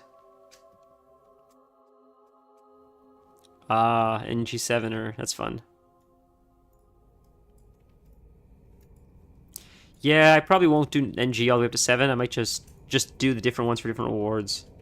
Like, I'll just do a new save. I might do 1 or 2 New Game Plus for fun, but then I might just start doing new ones just because, I don't know. Oh, you did the first... Oh, so first 2 playthroughs, so that means you killed her one time, then you saved her another time. So you got both. Yeah, that's a good idea. That's what I would do, too. In your first playthrough, do you remember if you killed her or saved her? Oh, I have to capture him. I'm an idiot. I killed him. I gotta wait. I'm not reading. These are weird quests, bro. I can't kill this guy. I killed him by accident. He waits. I gotta capture him. Alright. Alright. My fault for not reading. I'm talking to Vanilla. It's what happens when Vanilla talks to me. I get distracted. I get caught up in conversation.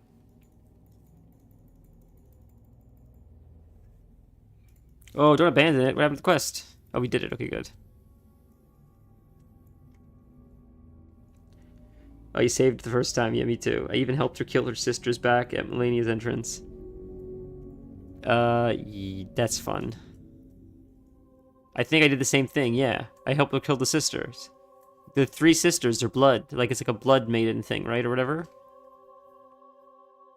Man, Elden Ring lore goes so hard. It's crazy, dude. I love Elden Ring so much. Holy moly. I was a little bit disappointed with the DLC as far as the Mikola Radon thing was sort of strange. I still don't fully understand that. Felt like a bit of a letdown. I still think, like, people would have been more excited to see Melania than Radon, but just the idea of, like, him giving a promise or whatever, I don't know. Like, even Godwin would have been really cool. Like, show us someone we haven't really seen. I don't know. Just Mikola being just this weird, like, fairy child was sort of strange. Because he sort of looked like a bit like a fairy almost, like a... What's that show that I watched? 7 Deadly Sins, I think. In 7 Deadly Sins, one of the characters, I thought he was like a fae or a fairy or something. I think he's one of those kinds of races where he's like a elf, like a wood elf, but like magical. He has wings, he flies, sort of looks like majestic. You know, there's all kinds of like, variations of that, but that's what Mikola reminded me of. You liked it, huh? No, don't stop talking. Look, I didn't mind it. I didn't mind Shadow of the Earth Tree. I want to play it again. I got real salty the first time I played it. So, and that's entirely my fault, so... I gotta play it again. I'm excited to play it again. The level design was really sick. Other than that stupid Midra area. Midra was the coolest thing in the entire game, in my opinion. The music was excellent, and Midra was so goddamn sick. Midra's area was also sick. But Jesus Christ, getting to Midra was a pain in the dick. That was so annoying. That was worse than the Lake of Rot. That was the worst thing I've ever experienced in Elden Ring ever. Those stupid guys that would drive you mad. Oh my good lord. I'm not looking forward to doing that again. Say it louder. Did I really say it loud?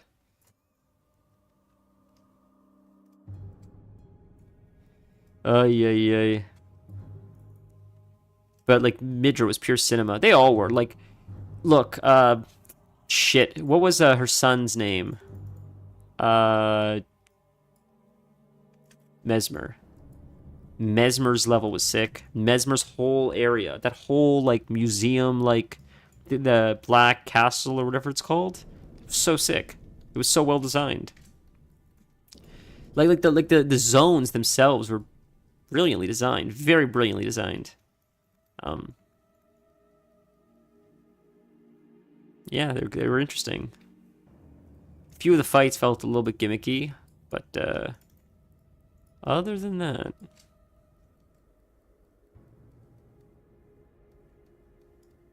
Yeah, oh god, this dude is the worst. It's the absolute... Oh, you totally agree. I get it. Yeah, say it louder. You totally agree. Oh, bro. Like, I have PTSD from that zone. Like, and here's the thought. Okay, tell me this wouldn't be, like, a cool idea and aligned with... Maybe this is a stupid idea, but I think it's neat. I think this feels like something Souls would do. If you went with Frenzied Flame ending, as you were making your way to Midra, if you had the Frenzied Flame and your eyes were glowing and everything... I think it would have been cool if those guys didn't detect you, if they didn't notice you, because you're already mad, and they're trying to turn things mad, so it would be cool if you had Frenzied Flame debuff, like with your eyes glowing, if only for Frenzied Flame people that are touched by the fingers, you would be able to bypass those guys freely, because like you're sort of one of them. So you're like an infected like they are. Now maybe the lore's wrong, maybe I don't know the lore, but that I thought would have been a cool touch. If you had Frenzy Flame ending and Midra would turn to be your friend, that would be sick. That would be sick. I agree with that. That would have been awesome. That would have been really awesome. But I think Midra was the coolest thing just because the whole idea of was us, essentially. Midra was like another player, essentially. That he took the Frenzied Flame ending, he couldn't contain it, so he locked himself away, I think, to protect everyone around him, because he was losing his mind. And everything around him where he locked himself away sort of became corrupted as a result. That's sort of like my understanding of the story, and I could be wrong, but that's how I interpreted it. And I thought that was like so creative. Like the storytellers or the writers of Elden Ring is like, they're so good.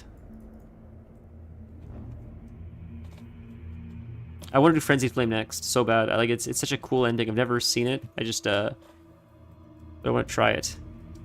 But I think we did this on stream. Maybe we didn't.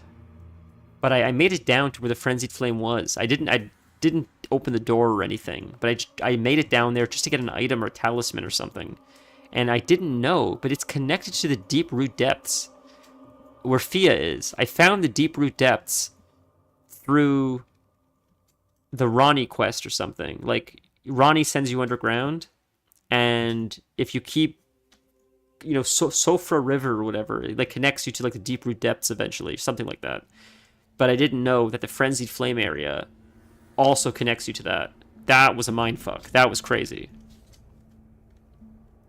I feel like there's so many things in Elden Ring that are interconnected, like zones, hidden paths and stuff that people still like have not seen. They've probably played the game for like hundreds of hours. I'm not saying there are things in the game that are not discovered. I feel like almost every inch at this point is discovered. But I think people that have played the game for 200 plus hours probably still personally have not discovered stuff themselves. And if they haven't read it on Reddit themselves, then they will still be surprised when they discover it, much like I was a lot of the time. Like many times, every time I play Elden Ring, pretty much I discover something new.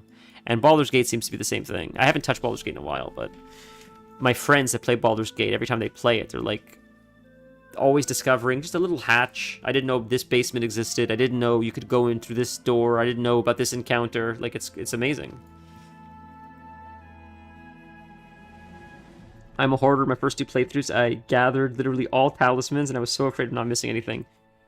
Yeah, so that's why I got salty in my first playthrough of the game, because I was so afraid of fucking things up, and I felt like I did, and I sort of did. But I didn't at the same time, but I sort of did. So that put a bad taste in my mouth. That was my fault. I get it, so I want to play through it again. I think you were here for that, though. Like, I went to the Black Castle too early, and I missed some quests because of it, and I'm like, oh, it feels bad. Come on, there's no warning of that. Like, you keep telling me to go to the Black Castle, so I did it, because that's what I thought I was supposed to do, and then, like, I wasn't supposed to do it yet. But I understand it. You can play it again. Yeah, it's my fault. Like, I get that. Okay, we need 4 more bear brains, and then we gotta kill ghouls, and this guy's are elite. I don't know if we can solo this elite, this morbid fell guy, but we can try.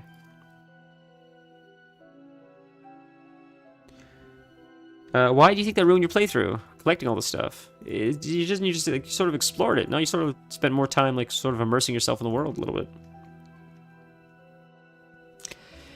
Yeah, I agree with that. That's how I play most of these games, and it's a personal problem. But it's sort of, as much as I'd like to blame myself for like having this mentality of like fear of missing out, it's sort of, and I'm not normally one to pass the blame, but it is partially some of these designers to blame, because they bake in these fear of missing out mechanics knowingly, with the intention of like how it like primes your brain to get stressed out about that. So they're sort of using your own like psychology against you in a sense. You know what I mean? Not just Elden Ring, but just like most video game developers, period, sort of recognize like there's some like psychological tricks you can use to incentivize not just replayability, but just overall just playability, playing the game, incentivization to want to play the game, motivation to play the game. Oh, don't get me started with WoW. WoW's the worst. It's gotten to the point, and I've mentioned this many times, I feel like on stream, I feel like I'm a broken record at this point. Fear of missing out is so fascinating, because it is like a, oh yeah, are we really gonna do this? Like, how can I do this properly?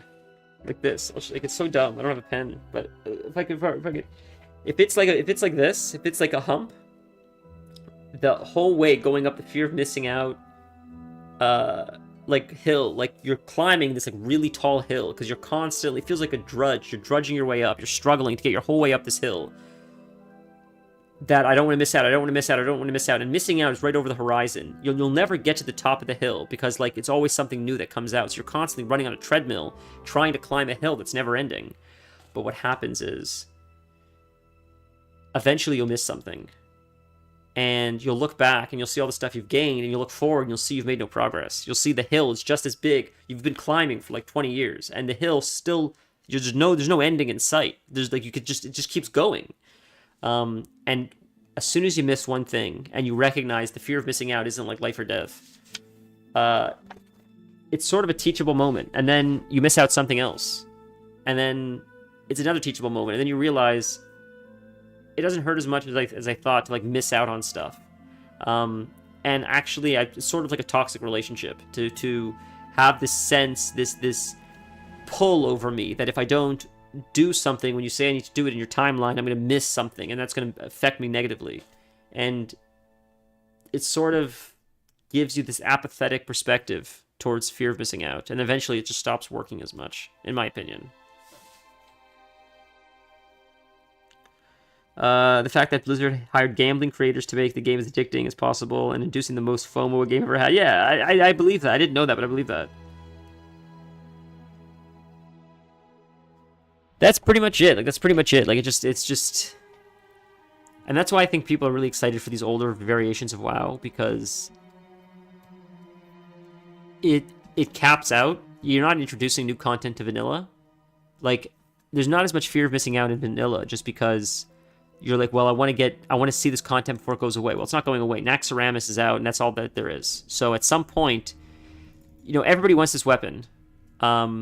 but all the hunters won it. There's 8 hunters, and good luck rolling against 8 other players. But the thing is, you're going to run that raid every single week. There's no other raids coming out. So if you don't get it the first week, then you'll get it the second week. And if you don't get it on the 7th week, well, there's no one else that's going to get it but you at this point, because it's the same raid, everybody's running, there's only so much gear, and at some point, no one needs anything anymore. And that's happened in all my raids in early WoW. Like, when I was playing Season of Discovery, because it caps. It's not new content coming out. It's not stuff going away. When it's out, and it's just stagnant. And, like, it's almost better, but... I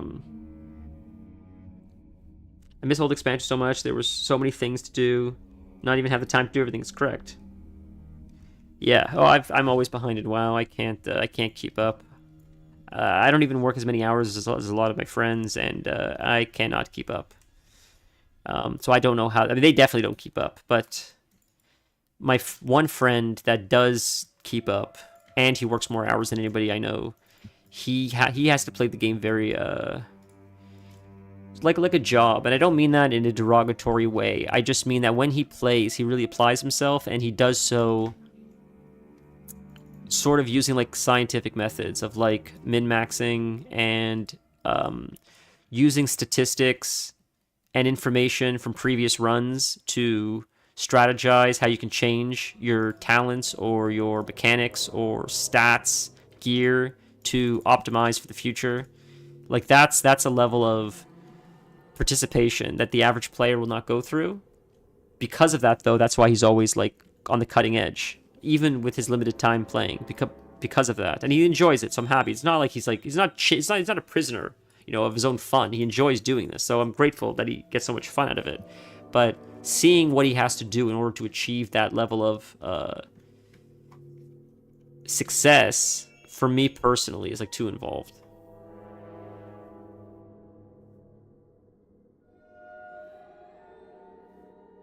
Yes, so that's what it is for me. So for him, it doesn't... This is the guy we need. He's an elite. We have to try to solo an elite. For me, it removes the enjoyment of the game. I think that is the enjoyment of the game for him. As it is for a lot of people. A lot of people like just doing big numbers, pushing the limits, like... Yeah, that's what he's like. So I'm happy that he's like that, of that personality, because there's a lot here to enjoy. If that's what you're like, there's a lot in modern WoW to enjoy, if that's your mentality. But it does come with its downsides too, As he's mentioned before, like, and not just him, lots of people have mentioned this. And it's even going on now in current hardcore WoW. Hardcore WoW is new content is not coming out, so there's no like fear of missing out. But even in hardcore WoW, where new content's not coming out, there's still like clickiness happening, where you invite your friends that you rely on. You don't want to run with randoms because you're gonna die. And not just that, but once you get the gear you want, you don't want to keep running because like I got what I needed. I don't want to keep doing it, and I'll just run with my friends. It's safe. I like when I run with my friends. My friends are predictable. My friends listen to me.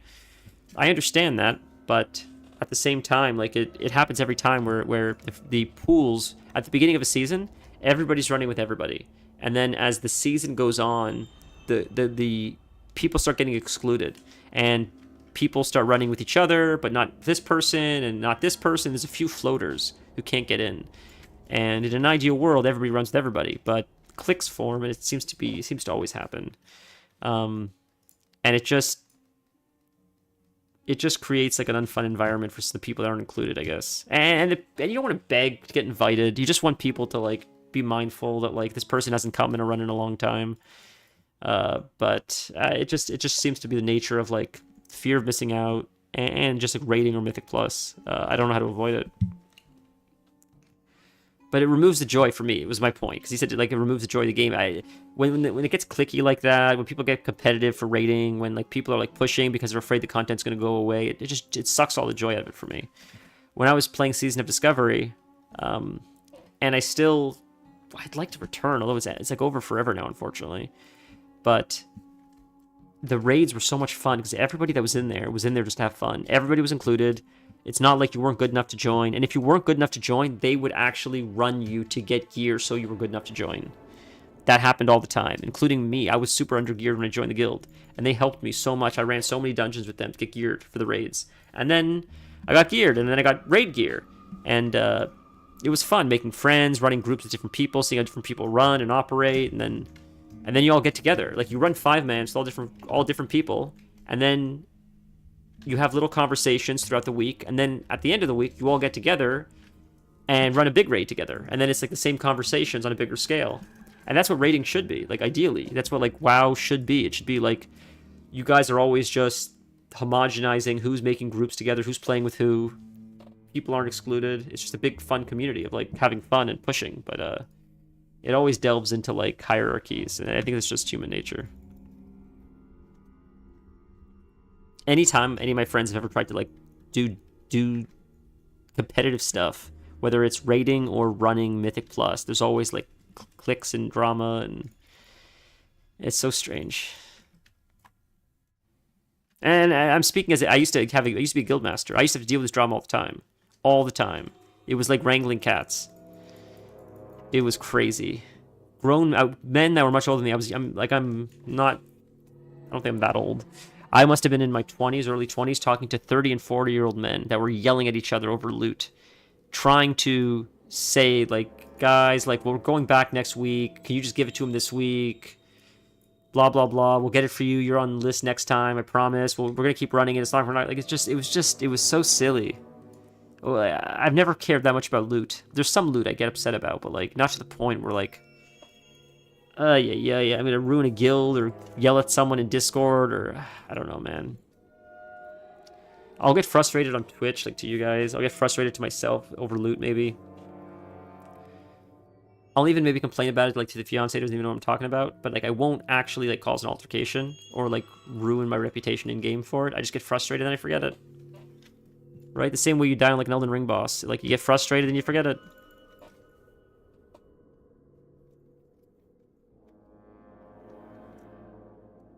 But I noticed that mentality of like clickiness, toxicity, bullshit. It happens all the time, but it seems to be much worse in retail compared to the classic. Classic seems to be a lot nicer. But hardcore seems to be close to retail, even though it's classic. I guess because the stakes are so high. I don't know. But I watch a lot of streams and I see a lot of people complaining, like, it's hard to get into groups because no one wants to run with you because, like, there's, like, a small group of people that all just run shit with each other. And then it's hard to get into those groups because they don't want to take a chance running with you because what if you die? What if you get them killed? I understand. Westfall and Duskwood quests are one achievement? They're two separate zones. That's so strange. What? This guild's a good example, though, of a good community. I haven't raided with them yet, but just seeing like how they operate, you know, watching them on stream even, it's like everybody's welcome. Lots of people, including viewers, join the raids. It's just, right now, they don't even have enough people to let them do 25-mans. I think they're just trying to get more people so they could just get into, like, to raids. So they're just, like, willing to accept anyone that's willing to, like, learn, to just have fun, right? That's sort of what it should be, in my opinion, always. Okay, we'll disenchant this stuff. Alright. I think that's not an upgrade, so we're just going to pass on that and disenchant it. Okay, so we did quite a few quests. Not quite a few, but we got a few quests done. We did some leveling. Should we try Red Dead Redemption soon? I'm thinking we should try Red Dead soon to test the waters. We did Delves, like we said in the title. We played a little bit of Mists, like we said in the title. So we were true to our word.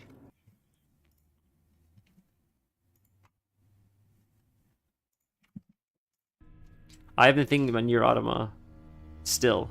I finished playing that game like 2-3 weeks ago. I'm still thinking about it almost every single day. And I want to watch the anime at some point, but goddamn that game. I got so frustrated at that game, now I can't stop thinking about it. What has it done to me?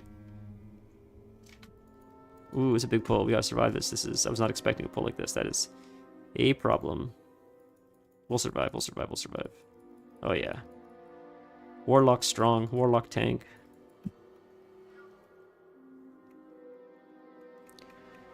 I do have the NVIDIA app installed, yeah. I do have the NVIDIA app installed.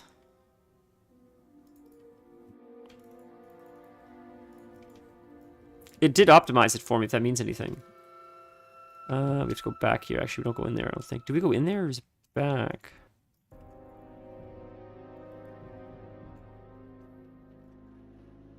think it's this way. Halls of the Dead. Wait a minute. In the catacombs. In the catacombs. It's underground. Good thing I read it, see? I was gonna say, there's no way you can mount down here. I used the auto optimization button before I changed the settings from your thing. That was the first thing I did. I did the auto optimization before I did the settings that you sent me. That was like the very first thing and it never worked.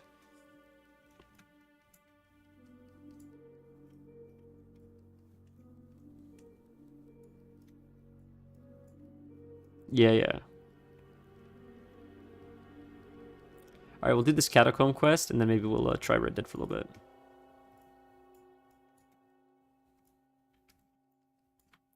This is strange, but every time NVIDIA pops up on my computer, like the thing that runs in the background, the NVIDIA GeForce or whatever, my internet seems to like hiccup. Every time. It's the strangest thing.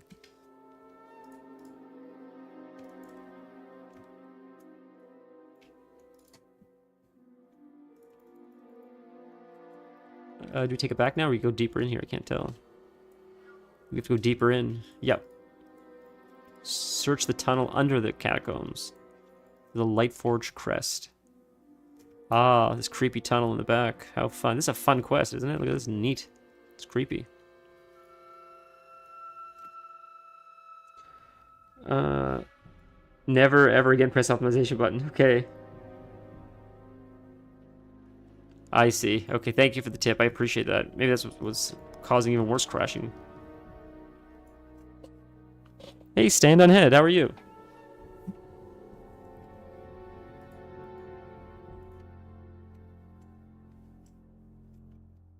Oh, that's our last one. We have to keep going deeper in here? We just killed this guy. We have to kill him again. That's twice now we have to fight him. Wow, there's 2 separate quests to kill him. That's interesting. So now we have to leave, I think, right? He's not deeper in here unless... Is there another guy with the same name that's in here? That would be strange. If this guy's in here twice, that's very strange. Unless, is this going to take us out? What a crazy underground area. It's got like laboratories. This is all underground. This is... We were in a catacomb, and then there was a broken wall in the catacomb, and this took us deeper in the catacomb, and now it's like this like secret hidden laboratory. Whoa. Look at this. So it's a different Morbid Fell. So we killed Morbid Fell, but this is a different version of him now. A Lich version. That's exciting. Not a whole lot new and exciting. Just getting ready to move soon in the next few weeks, hopefully. Yeah, just playing WoW, streaming as always. Looking forward to eventually we're going to do a evil playthrough. I think I'm just going to wait for things to settle schedule-wise. That way we can... Because I'm missing a few streams here and there because of like moving and stuff. So once the schedule settles, I think I'd like to get back into Baldur's Gate just because I would hate to... I think it benefits Baldur's Gate to be able to not miss streams. That way, like, you can follow the story consistently. Because if I'm doing it every week and I miss a week or two, then I feel like there's too much of a gap and you sort of lose the momentum of the story.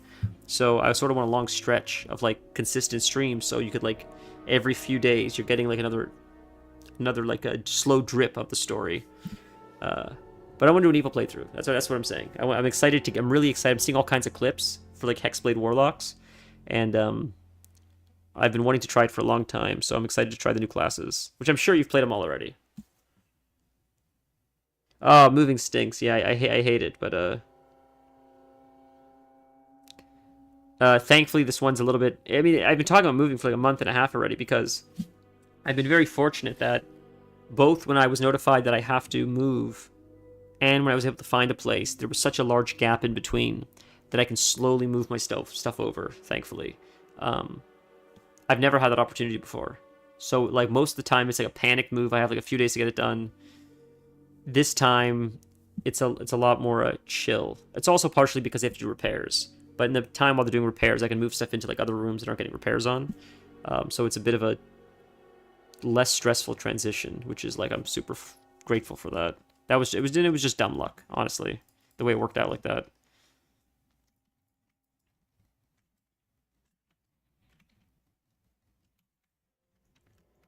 Thank you so much. I really appreciate that. vanilla. Hold on. What did you say? NVIDIA recently added an option in that app where you can force newer DLSS versions into older games, and Red Dead Redemption is using very old DLSS. So what would that do? That would prevent crashing, or would that be more intense on the PC? Or would that not have anything to do with PC?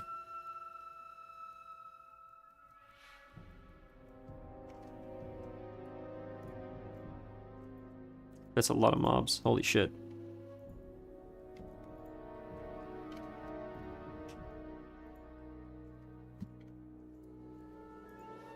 Oh, that took away his elite. He's not an elite anymore. Oh my god, thank god. These are a lot of mobs back there. What is that all about? Why are they all there? That's gonna kill someone.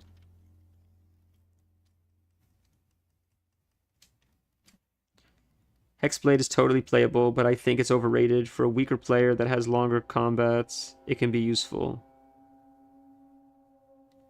Oh, what would you recommend? What's stronger then? Like, I like the idea of Warlock, but there's something else that you would say is more like fun, or actually I could look into it. I'm open to look into other stuff too, of course. Oh wow, can you actually leave through here? This is actually an exit. Where the hell is this exit? This is gonna take you upstairs? There's no way. There is no way this will take you out to the surface. That is insane. That is absolutely insane. Where the hell? We could have gone this way the whole time. Are you kidding me? Where are we? We're like to the left a little bit. Oh, and there's that rare. That sucks. He was right there. I'll fight him. We can survive at least. That would help your PC get higher frame rates while it being easier on the components. Oh, nice. Right. That makes sense. Okay. Well, I appreciate that, Vanilla. I'll look into it. All right, so we'll get out of here. We'll hand this in and start Red Dead. Test it out. Hopefully we can get a stable Red Dead Redemption going.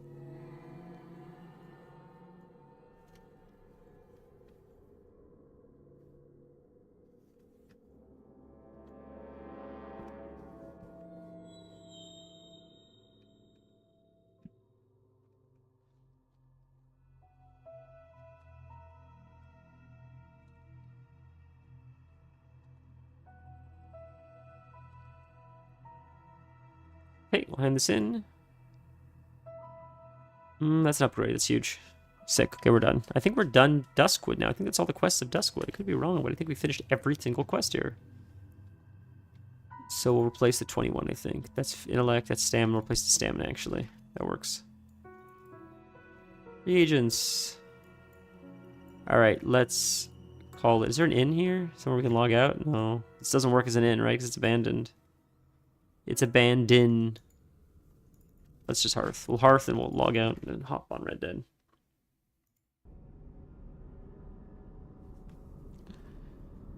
The big question is, do you have 4 builds all planned out, or are you gonna wing it? If you don't have everything planned out, the fights will probably last long enough for Hexblade to feel good.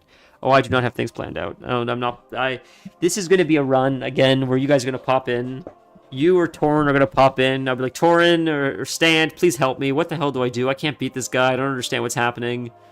And you're like, you gotta spit in his mouth and recite the Bible verses 6 times in Aramaic, and then he'll like explode and kill his whole party. It's always like some kind of weird, weird thing. But I'm not planning anything. I'm gonna get my ass kicked again as we did last time.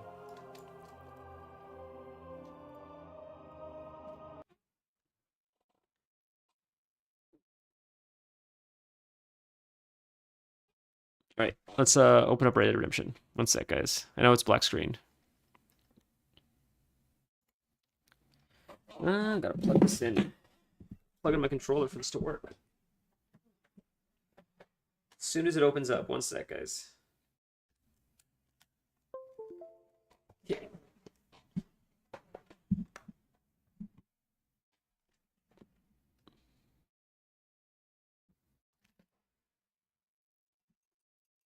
Take the Tice coffee.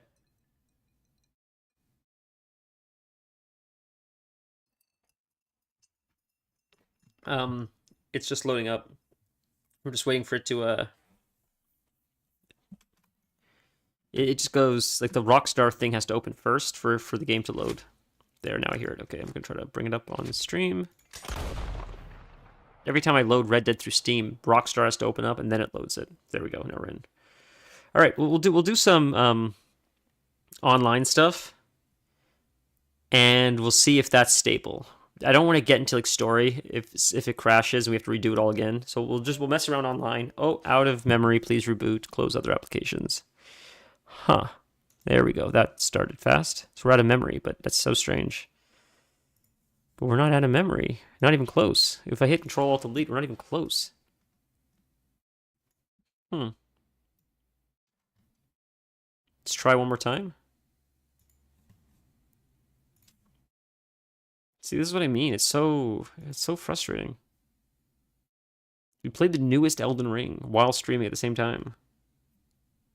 From VRAM.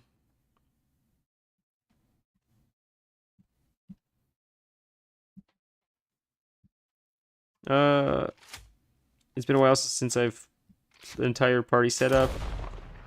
All solo runs. Yeah, you play solo. That's crazy, man.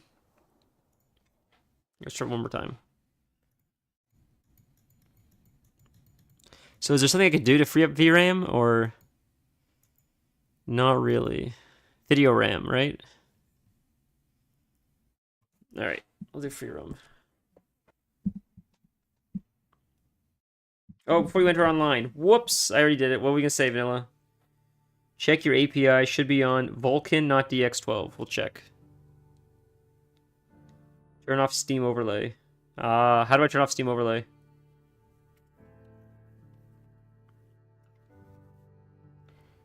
Steam overlay would be under settings. Let's see, let's Google this. How to turn off Steam overlay.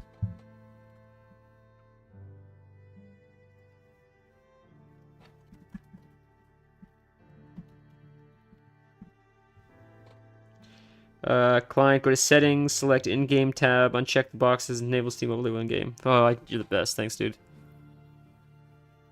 Go to open the Steam client, go to settings. I see Steam, I see settings. Go to settings, in-game tab. In-game tab. In-game tab. Enable Steam overlay. So it's off, it's off, it's off, it's off. It's already checked off. I'll check it on again, I'll check it off again. Now it's off again. I turned it on, turned it back off, just to make sure it's off. So now it's off.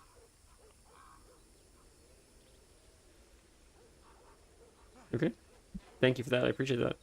Alright, let's get into the game, see what happens. Solo, essentially a pop quiz on game knowledge. If you know what to expect, it'll be much easier to approach from favorable angles. Yeah, that's insane. You have such encyclopedic knowledge of that game that being able to play that game solo is crazy. And did you do it on the hardest difficulty as well when you do that? Stranger. Let's go see the stranger, see what he wants. Oh, it's right here, it looks like. Right here is the guy. Is this our stranger friend? Right here. Who are you?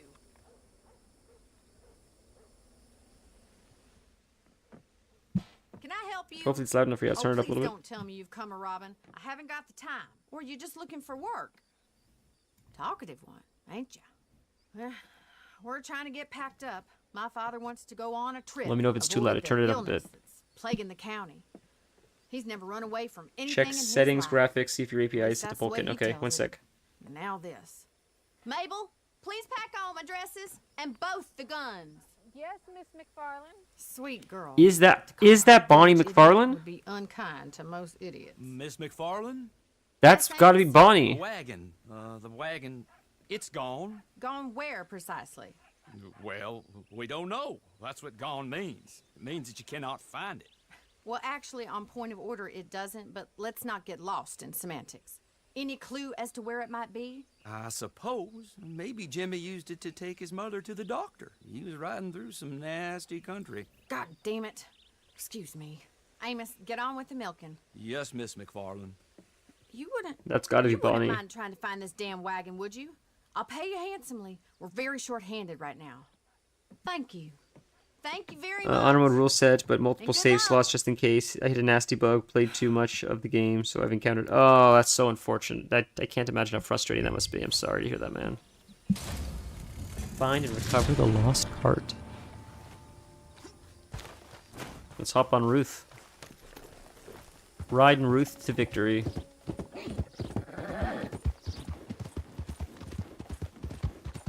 This is one of my favorite games of all time. For sure. Clearly, I like open world games. Like Skate is definitely one of my favorite games of all time. Again, the story mode of Skate is okay, but what I really loved about Skate is just roaming, skating around the world, just like shredding. Man, I probably spent more hours playing Skate. World of Warcraft is probably the only other game I spent more hours playing than Skate. And that's like between 1, 2, and 3, I mean.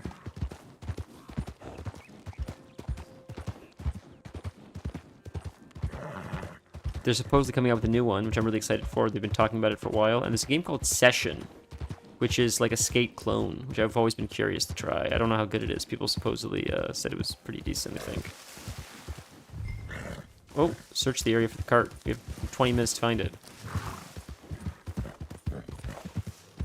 This horse is going to get thrown off soon. It's going to hit a rock or something. Is that the cart right there? Do we find it? We found it. Oh, pull out the weapons.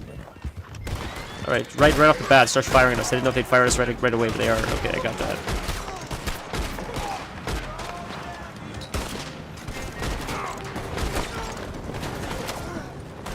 What's the flamethrower? What the hell is that? Get off the horse, man. Come on. What's the flamethrower?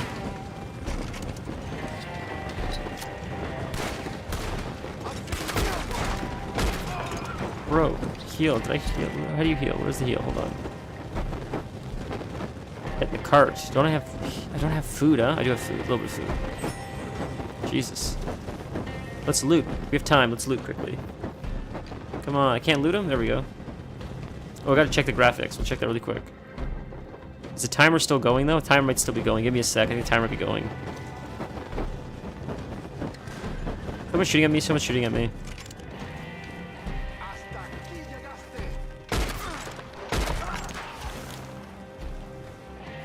Become a collector and find out more. Gun oil. We got 18 minutes. Why is the cart on fire? What is the fire? Is this the cart I'm supposed to get in? No, this is not the cart. This is the cart.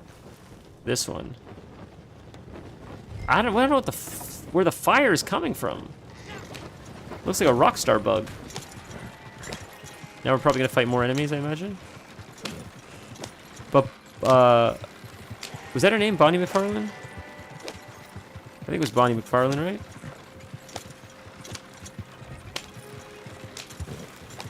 Or is that a comedian? Am I mixing that up? Or is it both? Anyways, she was in the first Red Dead. She was like John's friend, you know. You do a lot of missions for her, so it's interesting to see her. I don't know if she's in the second one, but she's in this. I'm pretty sure it's her. I wonder what the timeline is of this online Red Dead, like how it relates to the timeline of Red Dead 1 and 2. Because Red Dead 2 appears to be like it's mostly a prequel to Red Dead 1.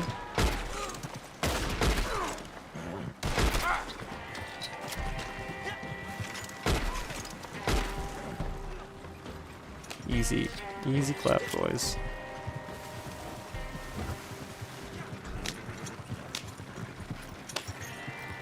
We got plenty of time. We're gonna do this, boys. We're just gonna quickly handle this mission, then we're gonna check the settings, like you said. One sec. I saw you wrote a lot, Stan. I'll check in just a second. Oh, the guy said good evening to me. That's nice. Looks like we're almost there, so. Ooh, I gotta change the game. It still says World of Warcraft, I think, on Twitch. Shit. Sorry, guys. Give me 1 sec. Okay, we'll finish the mission, then I gotta change the game. I forgot it doesn't automatically update. I gotta change that manually. Sorry about that. Let's quickly do that. So we passed the missions. That's huge.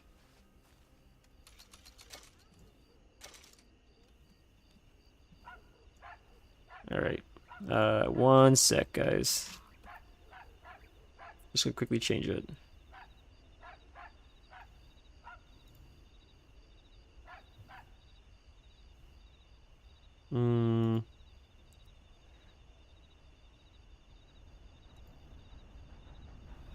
Change the title too.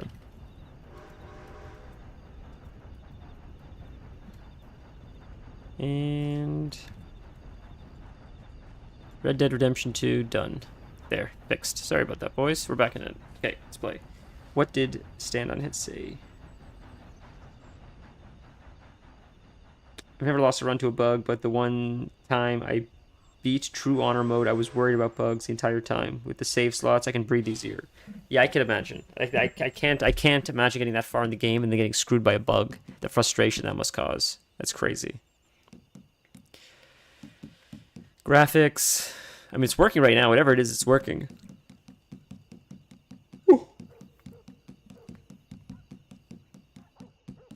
It's DirectX.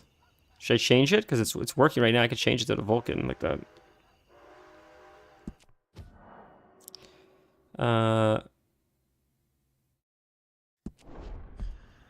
Alright, we got it.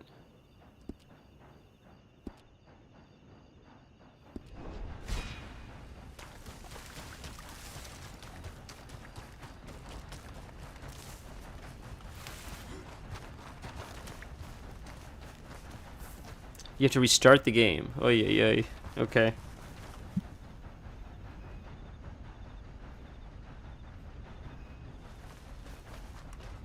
Oh, okay. I see. I thought it saved it already, but fair enough. So okay, if it crashes, we'll switch it. I appreciate it. At least I'll remember the name Vulkan, because it's like what is this? Two separate quests. It's like the alien race in Star Wars, isn't it? Or Star Trek, rather.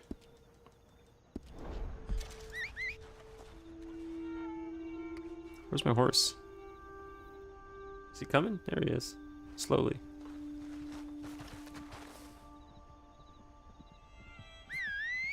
There you are. Come on.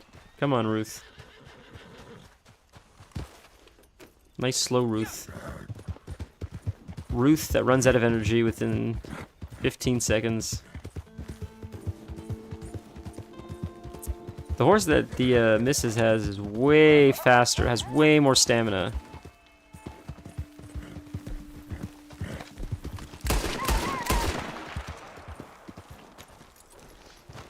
This is a new animal, I think, right? It's a fox? Coyote.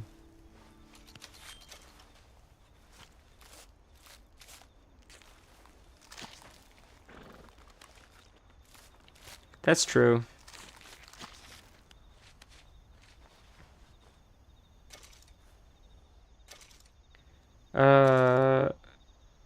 You should put it back to plus lock now to sure you don't get Vulkan next time.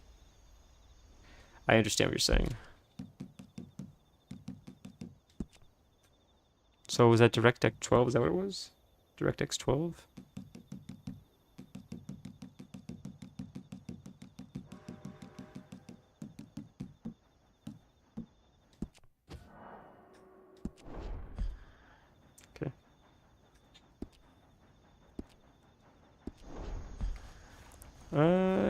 Or coyote pellet will drop it.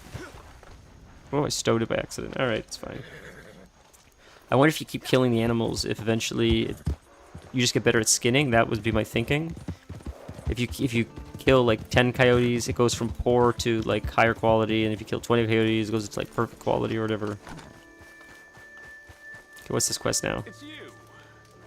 You check your mail of late? Free roam I'm missions. told someone invited you to Saint Denis. The kind of feller you don't want to keep waiting. So then. Horse theft. Well, then you are about to be a horse thief. Oh, we're stealing Shouldn't stuff. be too much of a stretch. Hell, I doubt the horse you rode here was paid for. And I could be wrong. Horse I want's at... Now... Hannigan's Stead. Just get it for me. And well, damn anyone who tries to stop you. I'm sure you're So is this capable. an evil mission, or what's the deal here? Go on. I don't know how this works, I wonder. I feel like this is an evil mission. This is gonna lower, like, honor. I don't know how you can tell, but... Alright, I see it's telling us to go the long way, but can we like cut through to save us time? Because we got a short time here. Whoa, we gotta go far. So not really, we sort of have to follow the route. Okay, fair. Sometimes the route like takes you around a bend because it doesn't want you to cut through like non-roads. But this case is not that. You sort of gotta go the long way.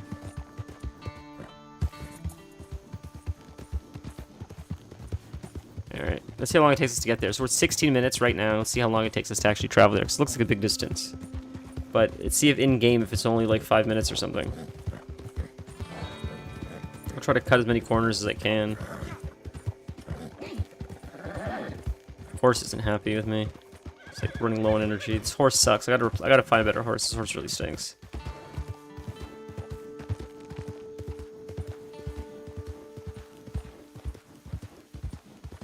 I know they get stronger, but this one just has such to begin with, such like a low stamina pool.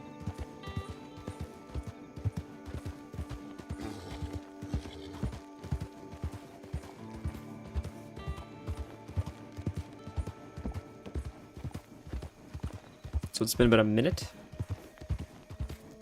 The music's unbelievable. The transition of like the music from zone to zone is great. It's real. Like we were talking earlier about games that have like a lot of polish. This game is one of those games that has like crazy polish.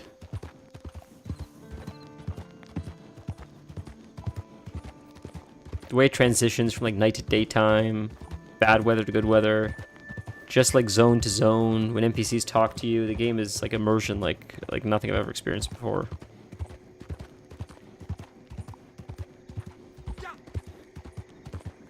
Oh, looks like we've found some enemies or something. Some baddies. Steal the horse.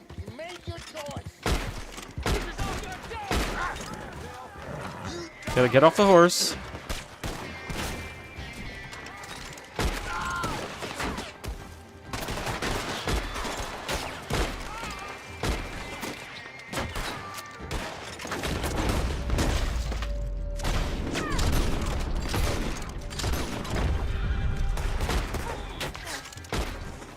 Should blow his head off.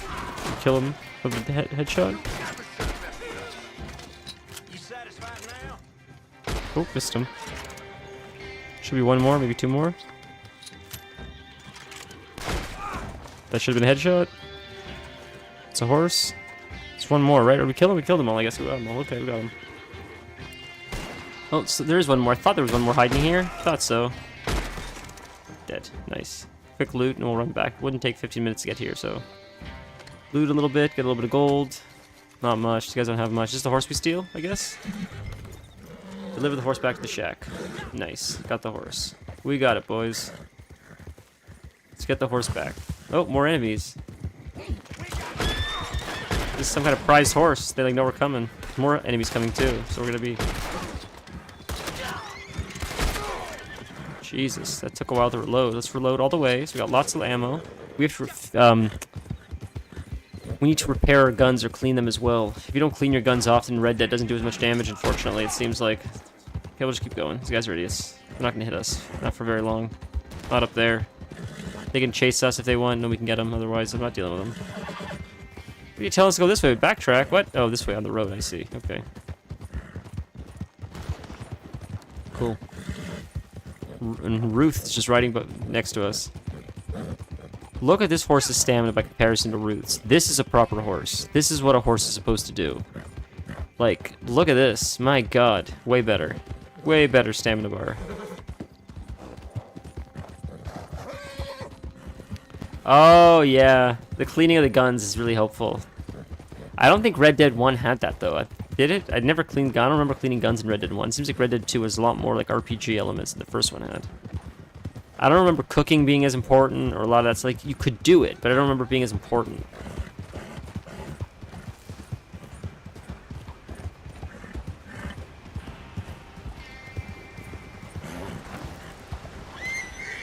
Just jump.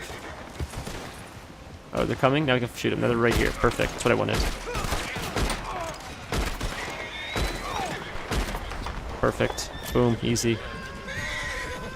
Easy peasy. Whoops, wrong area. Turn around. Turn around. There we go.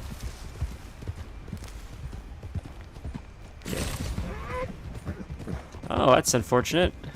PvP. Yuck. And the server we're playing on right now is actually PvP. And we're about to start going to our first PvP zone in WoW on the Mists of Pandaria server. So I'm curious to see how bad the world PvP will be. I wonder if people are sick of world PvP and they just sort of ignore each other, or if it's actually like it used to be, because it used to be pretty bad.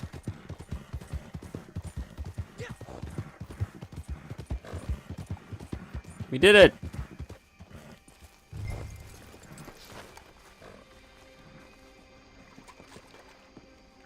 We just go in? Get on the horse. What? Hitch the, you have to hitch the horse. Oh my god, bro.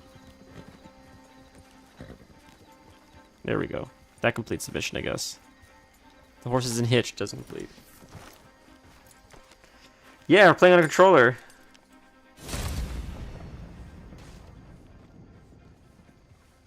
Do you play on a mouse and keyboard?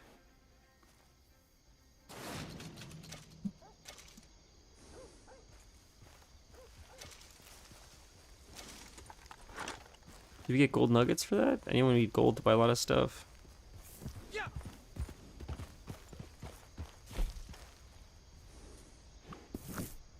Telegrams? We got any telegrams?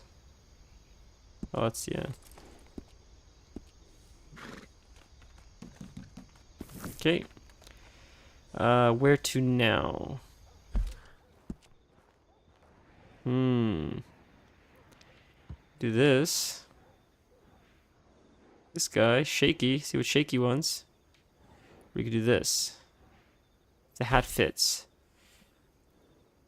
Con man and outlaw is on the loose. Whether justice is done will depend on your honor. Let's try that. That sounds like fun. Hopefully we have good honor. So you play on a keyboard and mouse. That's crazy. I never imagined playing this game on keyboard and mouse. I've always played it with a controller, so that's just what feels natural, but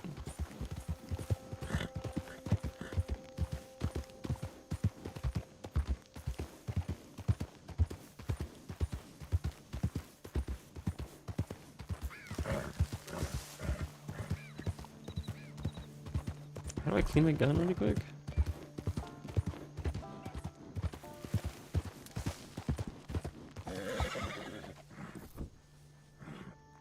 Feed my horse really quick.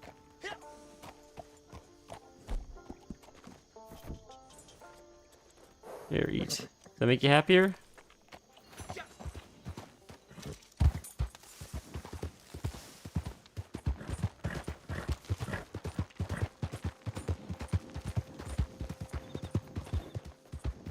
Look at those beautiful stars. What a fun game.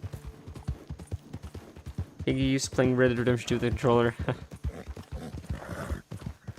All RPGs with controller, like Assassin's Creed, God of War, Souls games. Yeah, me too. Baldur's Gate seems weird with the controller. That would be strange with the controller, in my opinion. I mean, I know people do it, but I just can't imagine that. Like, that feels like so natural to use a mouse. Same with like Diablo. Diablo on a controller seems crazy.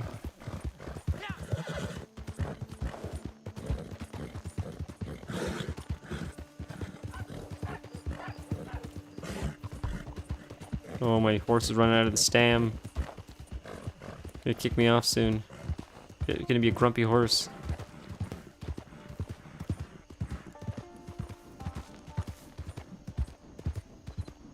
Can I, like, replenish some stamina here or something? That replenishes cores. Feed him another carrot. That's a happy horse. I went the wrong way. Got distracted. I was feeding my horse a carrot. I got distracted. See what happens? You take care of your animals? That's a perfect tip. Don't take care of your animals. Don't feed your animals or get distracted.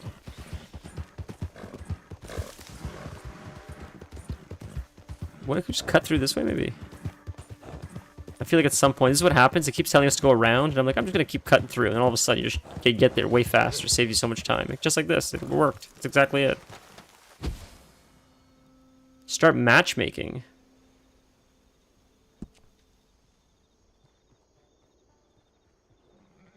Is this against players or are we playing with people? I think we're playing with people to do a mission.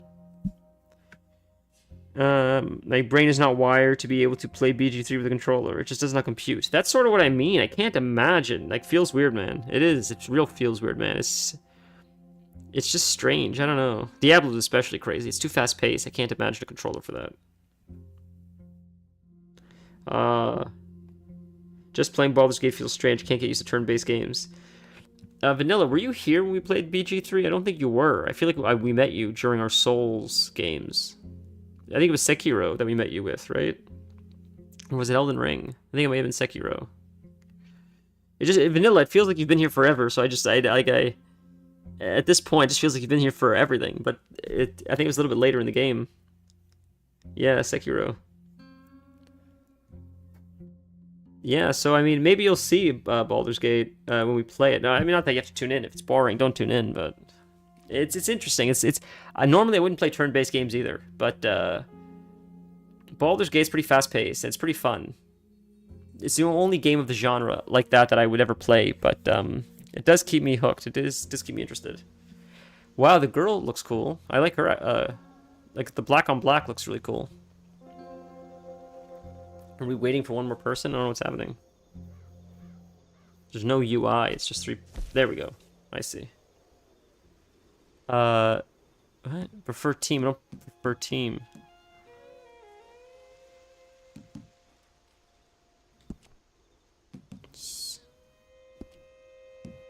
How do we start? We're waiting. I see we need one more person. It's waiting for another minute and 15 seconds, then we'll just play like this, or it'll fill. Either it'll fill in a minute and 15 seconds, or we'll just... Yeah, I see. Okay. So either it's going to be 3 out of 4 players, or we'll all do it.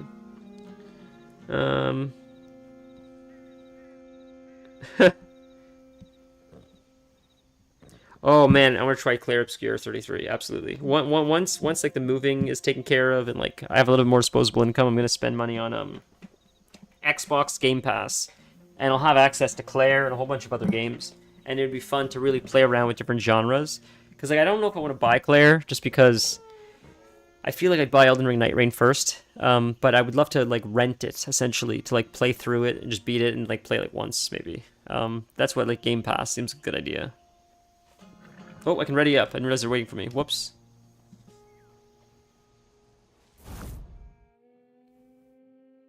There's a lot of games like I'd love to play once, but like not necessarily like own. Like buying a game for $80 to play it once for like 3 or 4 streams, just to me seems like I don't know. You're an imbecile. A what? An idiot. I'm sorry. He said I don't think I will. I don't think I will. But please, but just shut up. It's like $50, and if I get like if I can get like 3 to 5 streams out of it, it's already a success. But Night Rain seems like a game that I would play even if it's not fun to play on stream or you guys don't like watching it. It seems like something I would play offline. Are you a moron, partner? Huh? From what I saw from Night Rain, it seems like it has a lot of the playability of Elden Ring. Like it's very pick up and play, where like you don't have to invest as much time. So if I want to just do like a quick match, I can just pick it up, not really invest my time in stats because it's just like nothing matters after like the first like the 3 rounds or whatever.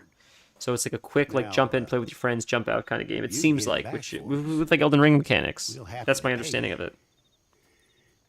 How about that? Good.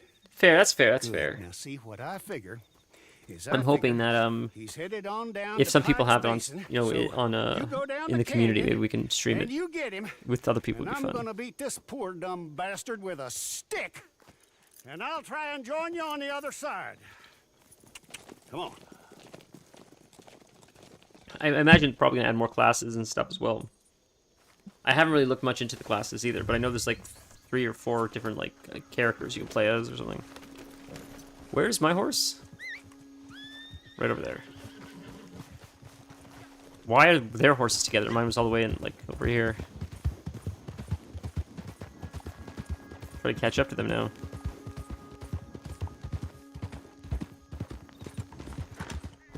So we have 2 lives total.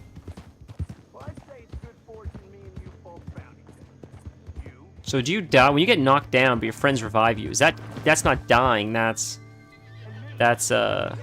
getting like revived, right? So you can revive again, I think. That's not a death. I think actually dying is a death. You can revive, I think, as many times as you need. Dying is different, I think.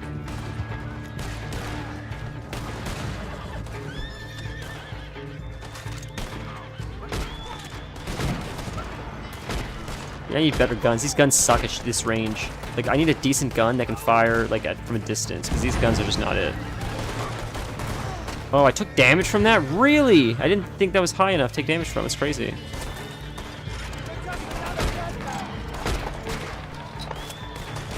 It's not doing anything. It's just not doing anything from this range. Damn, that guy was right there. I couldn't target him. Well, we got it. So now we just loot up.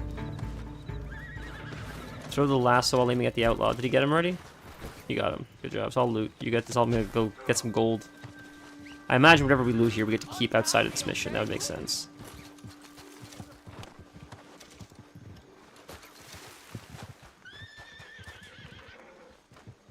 Okay, I guess that's it. Let's go. I'm gonna steal one of their horses, man. I'm gonna steal one of their horses. Maybe their horses are better.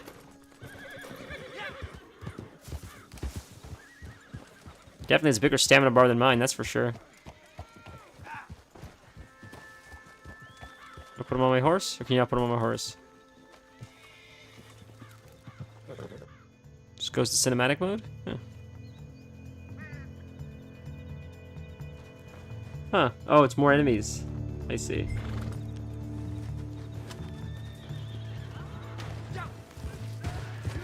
Okay, get off the horse.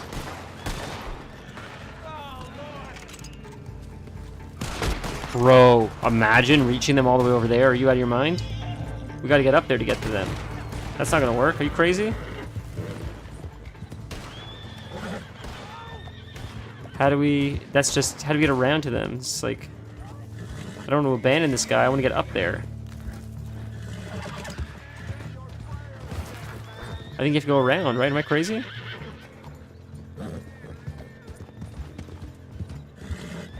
Whoops, turn around, man. Come on, with the horse. These horse mechanics are rough. Did he... No, am I going the right way? Maybe it isn't across. Maybe it is this way. Unable to whistle for horse till you reach your destination. I'm not whistling for my horse. Can I hop on that thing? He's not running away. Can I hop on him?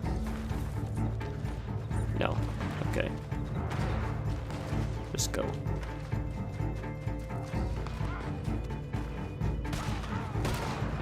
I guess that's a mechanic that doesn't allow you to use your horse.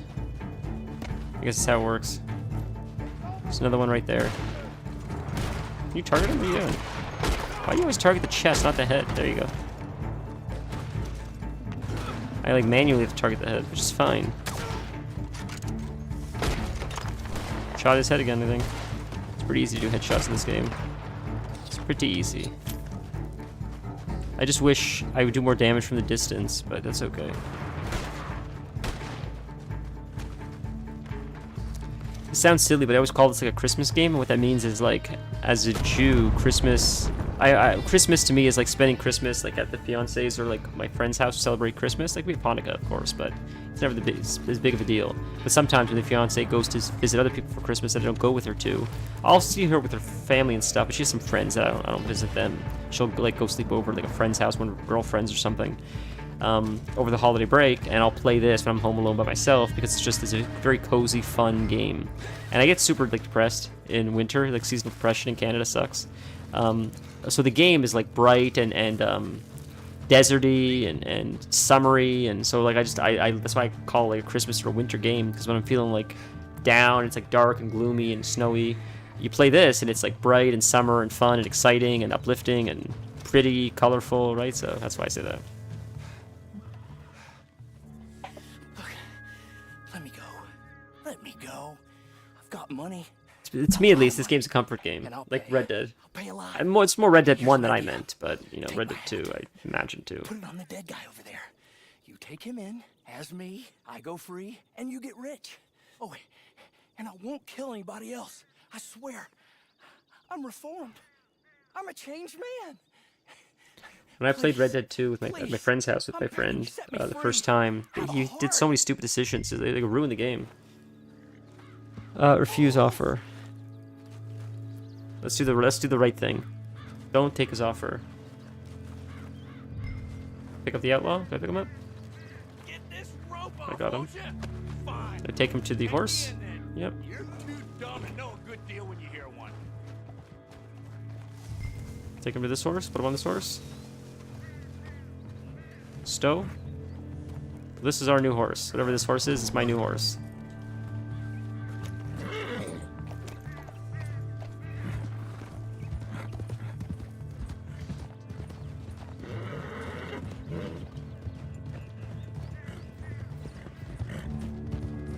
Let's go.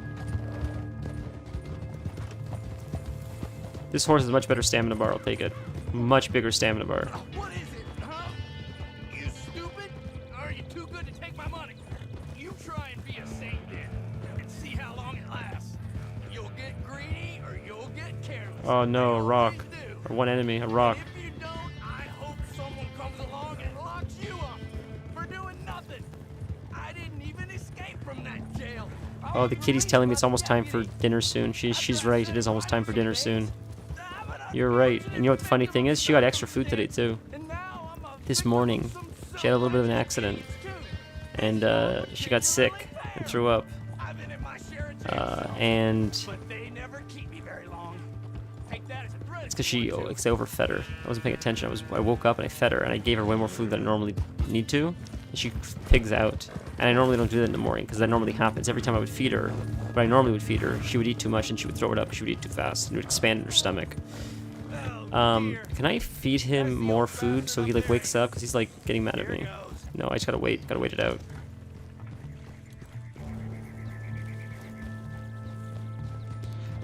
But this morning I gave her not the smaller amount I normally give her to prevent her from throwing up. I gave her the normal amount I used to give her, and she ate it and she threw up. It's like, oh yeah, that was my fault. I wasn't paying attention. I normally give her less 'cause she's so excited in the morning that when she pigs out like she does, it's still a small enough amount that it doesn't like expand to the point where she throws up. I didn't do There's the nothing. money I promised you.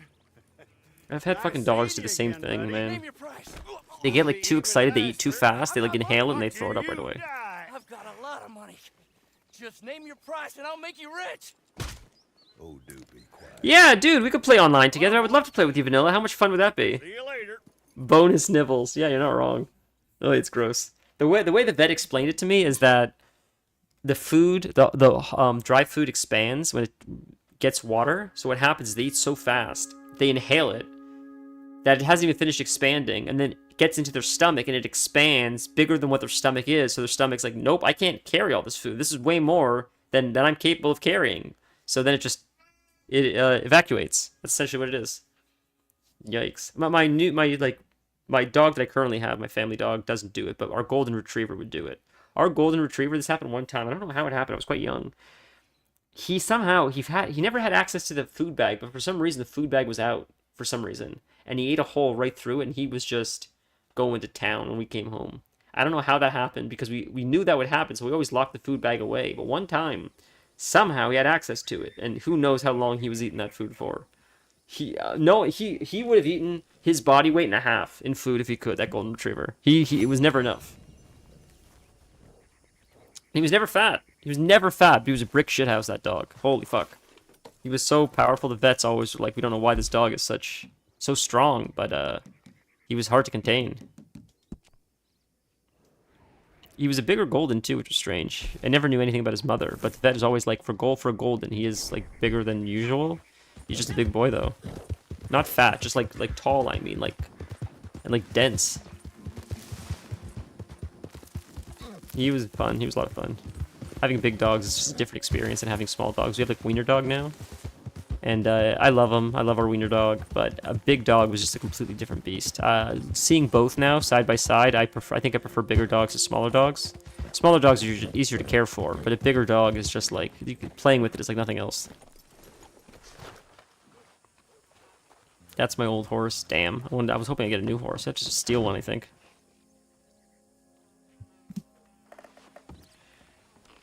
Is it here? It's on the wall, maybe. Maybe the quest is on the wall. Okay, I'm gonna feed her really quick. I'll be 1 sec.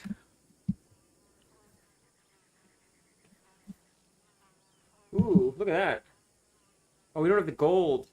I gotta get more gold. I can't do this without gold. Huh. How do I get gold? That's a lot of gold I need, man. Hey, give me 1 sec.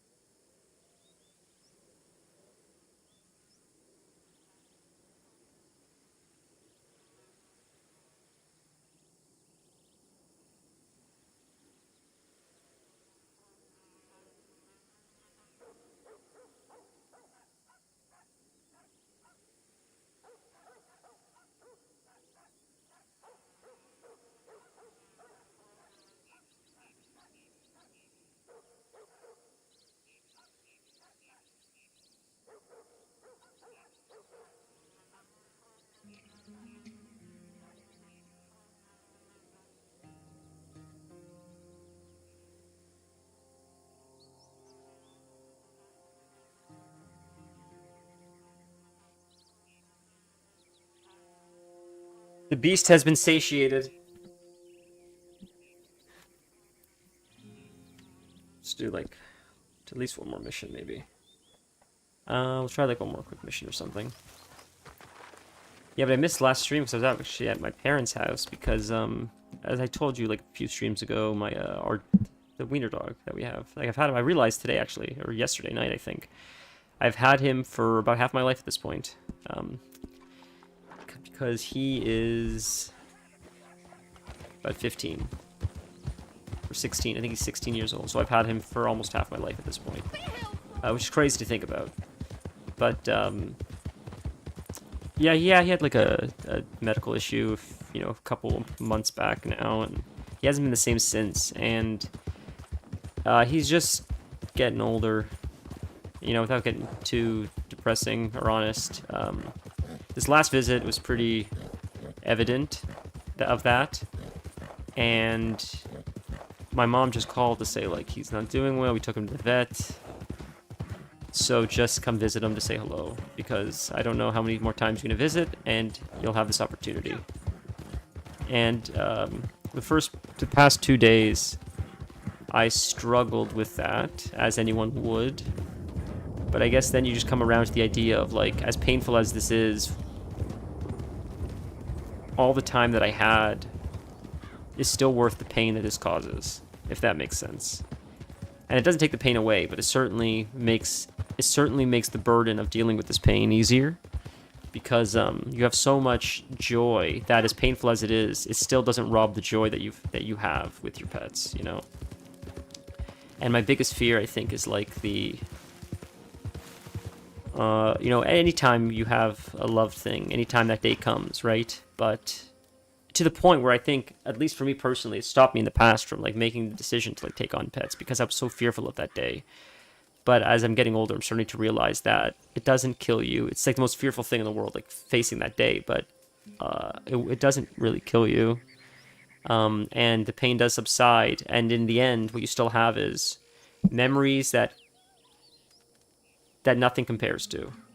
That it's worth it, knowing you're gonna eventually one day have to take on that sorrow, that sorrowful burden of, you know, losing a loved one. But in spite of knowing that, it's still worth taking on that burden, because the joy that they've brought you far outweighs the pain that causes. As painful as it is at the time. And we're not even there yet, but just, I've been here before, and I can see, like, there's no other, you know, I can see where it's going, and it's just tough. It's a lot easier than it has been, I guess, just because, for whatever reason, my brain is rationalizing it by thinking of, like, So how about the I've had so much time, so much more time than I should have had, even. And I'm just grateful for that, I guess.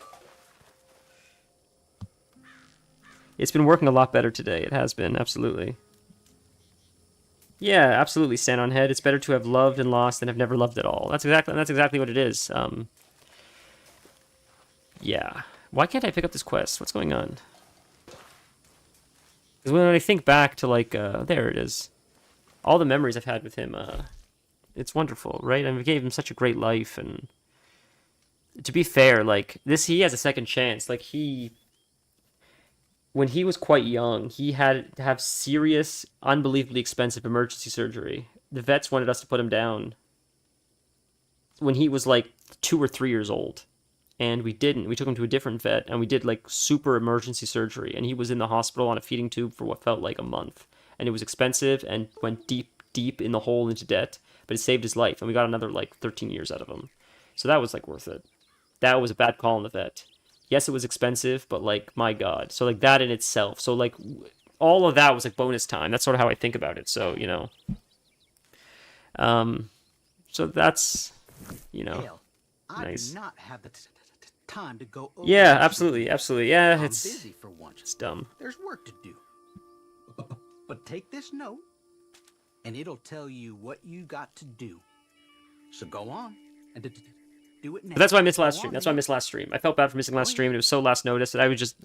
But first off, I came home a lot later, and that was like my choice. Like as I saw how like rough he was, I wanted to spend more time with him. So that's what I did. Destroy these supplies with the time limit to earn the full reward. Okay.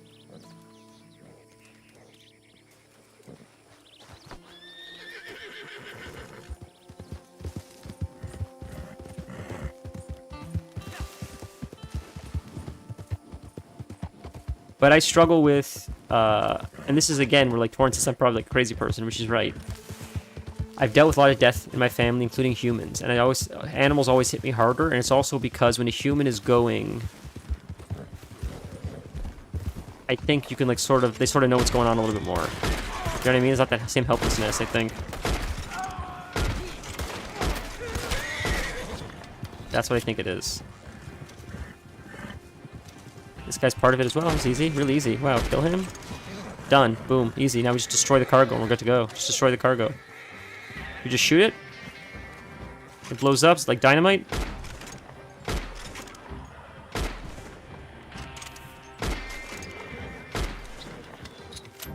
Dynamite. It's not dynamite.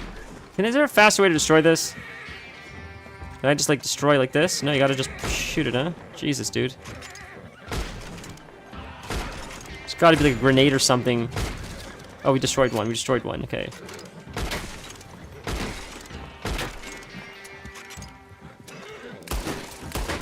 Got a bummer bullets, man. I'm gonna run out of ammo. Destroy this cargo soon.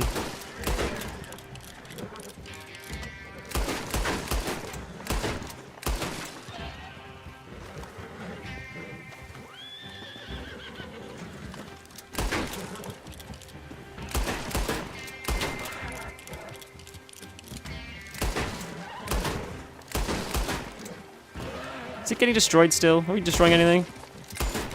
There, done. Oof.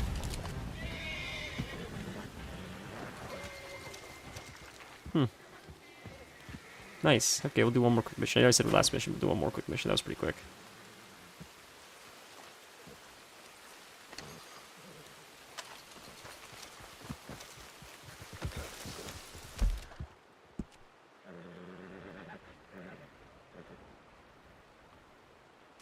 Okay, I can't do the bounties, 'cause I need to make more money first. So doing these missions seems to make us money, so that's good.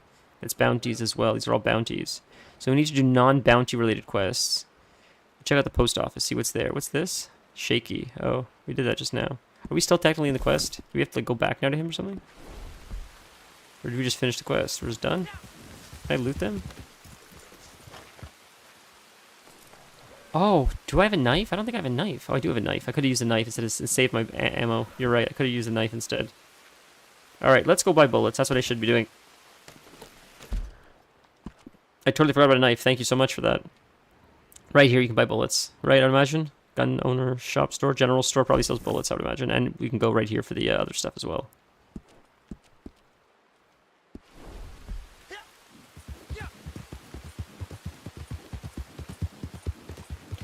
Yeah, but so Riley was a weird dog because he was very like territorial and aggressive, and I was told that's just sort of wiener dog's personalities. He's always sort of been like that. He's always been sort of feisty and full of piss and vinegar, and he would like bite anyone. He never bit me, but he's bitten everyone else in the family pretty much. I think he's actually bitten everyone else in the family. He's never bit me, though. But I was the one that wanted him and bought him, so that's exciting. My controller just died. What? My game just crashed. Oh, my... Boys, my game crashed. Alright. I think that might be it. That might be where we call it then if the game crashed. That went so well for so long, guys.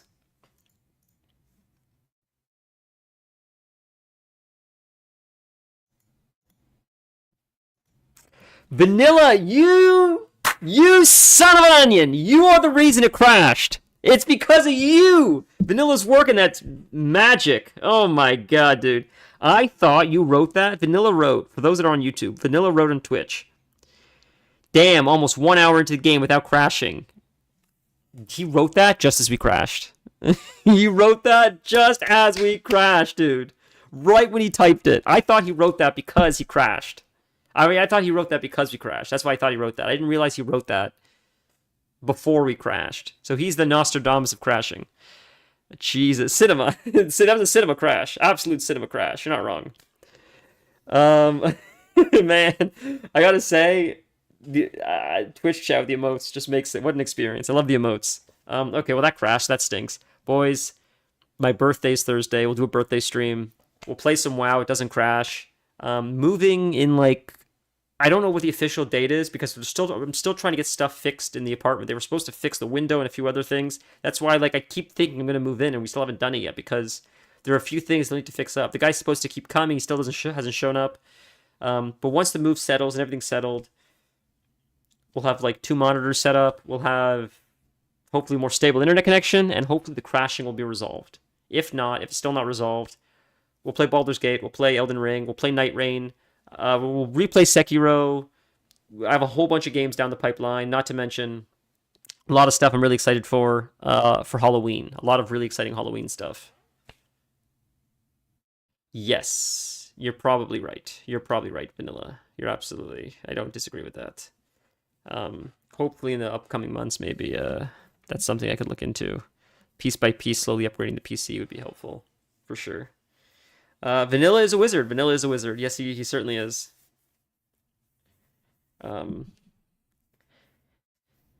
Jeez. Okay, well, that's not horrible, thinking about that, Vanilla. Vanilla's just saying, for those who don't know in Twitch chat, that like a small upgrade to the PC would help a lot. Like a $200 like GPU upgrade or something, which is not out of the realm of possibilities in the future, hopefully. But lots down the pipeline, lots of exciting games I want to play. Like, we still have the Batman series to finish, other stuff. So we have games that won't crash. I'm just so gung-ho on playing Red Dead. Yikes, dude. That's my fault, though. But to be fair, you guys seem to be enjoying WoW. You guys do seem to be enjoying WoW. Not like maybe Vanilla and Stand, who's here right now. But I just mean generally, like, analytic-wise. Not that I look at the analytics, but... for some reason, I just saw the other day... I actually don't look at the analytics because it would just get me fucking depressed. But for some reason, I opened up YouTube and I saw just the view count on the last 2 streams we did for whatever reason. And it got way more than I expected. I thought it'd get like 2. It's drops. It's drops. That's what it is. Thank you, Vanilla, for helping my ego. Because I thought for some reason we were doing something right for once. It's the drops. The drops is what makes a difference. That's what it is. I didn't know why. How come like YouTube is hitting like 60 views for WoW? Like, what is that? That's unheard of. But maybe it's the drops. That makes sense. But someone enjoys WoW, so I'm grateful because I enjoy it too. You guys are the best. We'll play Night Rain. We'll play Elden Ring soon. Fuck it. Maybe we'll start Baldur's Gate on Thursday. Maybe we'll do like a Baldur's Gate birthday stream. We'll see. The problem is Baldur's Gate, though, if I commit to it on Thursday, we need to finish it. I can't play something else until we finish the story because I don't want to like play Baldur's Gate, play something else, back to Baldur's Gate, back to something else. You lose the story. You got to lock in, play Baldur's Gate, play it for like 5 or 6 streams, beat the whole game, wrap it up in a nice bow. It's too immersive to like break it up with other stuff. When I hoard for drops and other games, I usually watch some small viewer count streamers. So that's nice of you to do, Vanilla. I didn't even think about doing that, but that's very kind of you. You're a very kind person to do stuff like that. Okay, you guys are the best. I'll see you guys in Discord. I'll see you guys in like 2 days. Okay? Yeah, you know, well, it is what it is. At least we got 3 hours. We got to the 3-hour mark before it crashed on us. Join the Discord. Check out the horror stories if you're into that kind of stuff. No, don't apologize, Vanilla. I appreciate it. Cinema. Yeah, I'll see you guys soon. See you guys Thursday. Birthday stream. WoW, shenanigans, maybe Baldur's Gate. We'll see. I haven't decided yet. You can let me know what you're thinking. But join the Discord. Check out the horror stories. Links in the bio. All that stuff. I will see you guys Thursday. Have a wonderful day. Have a wonderful night. See you guys soon. Be safe.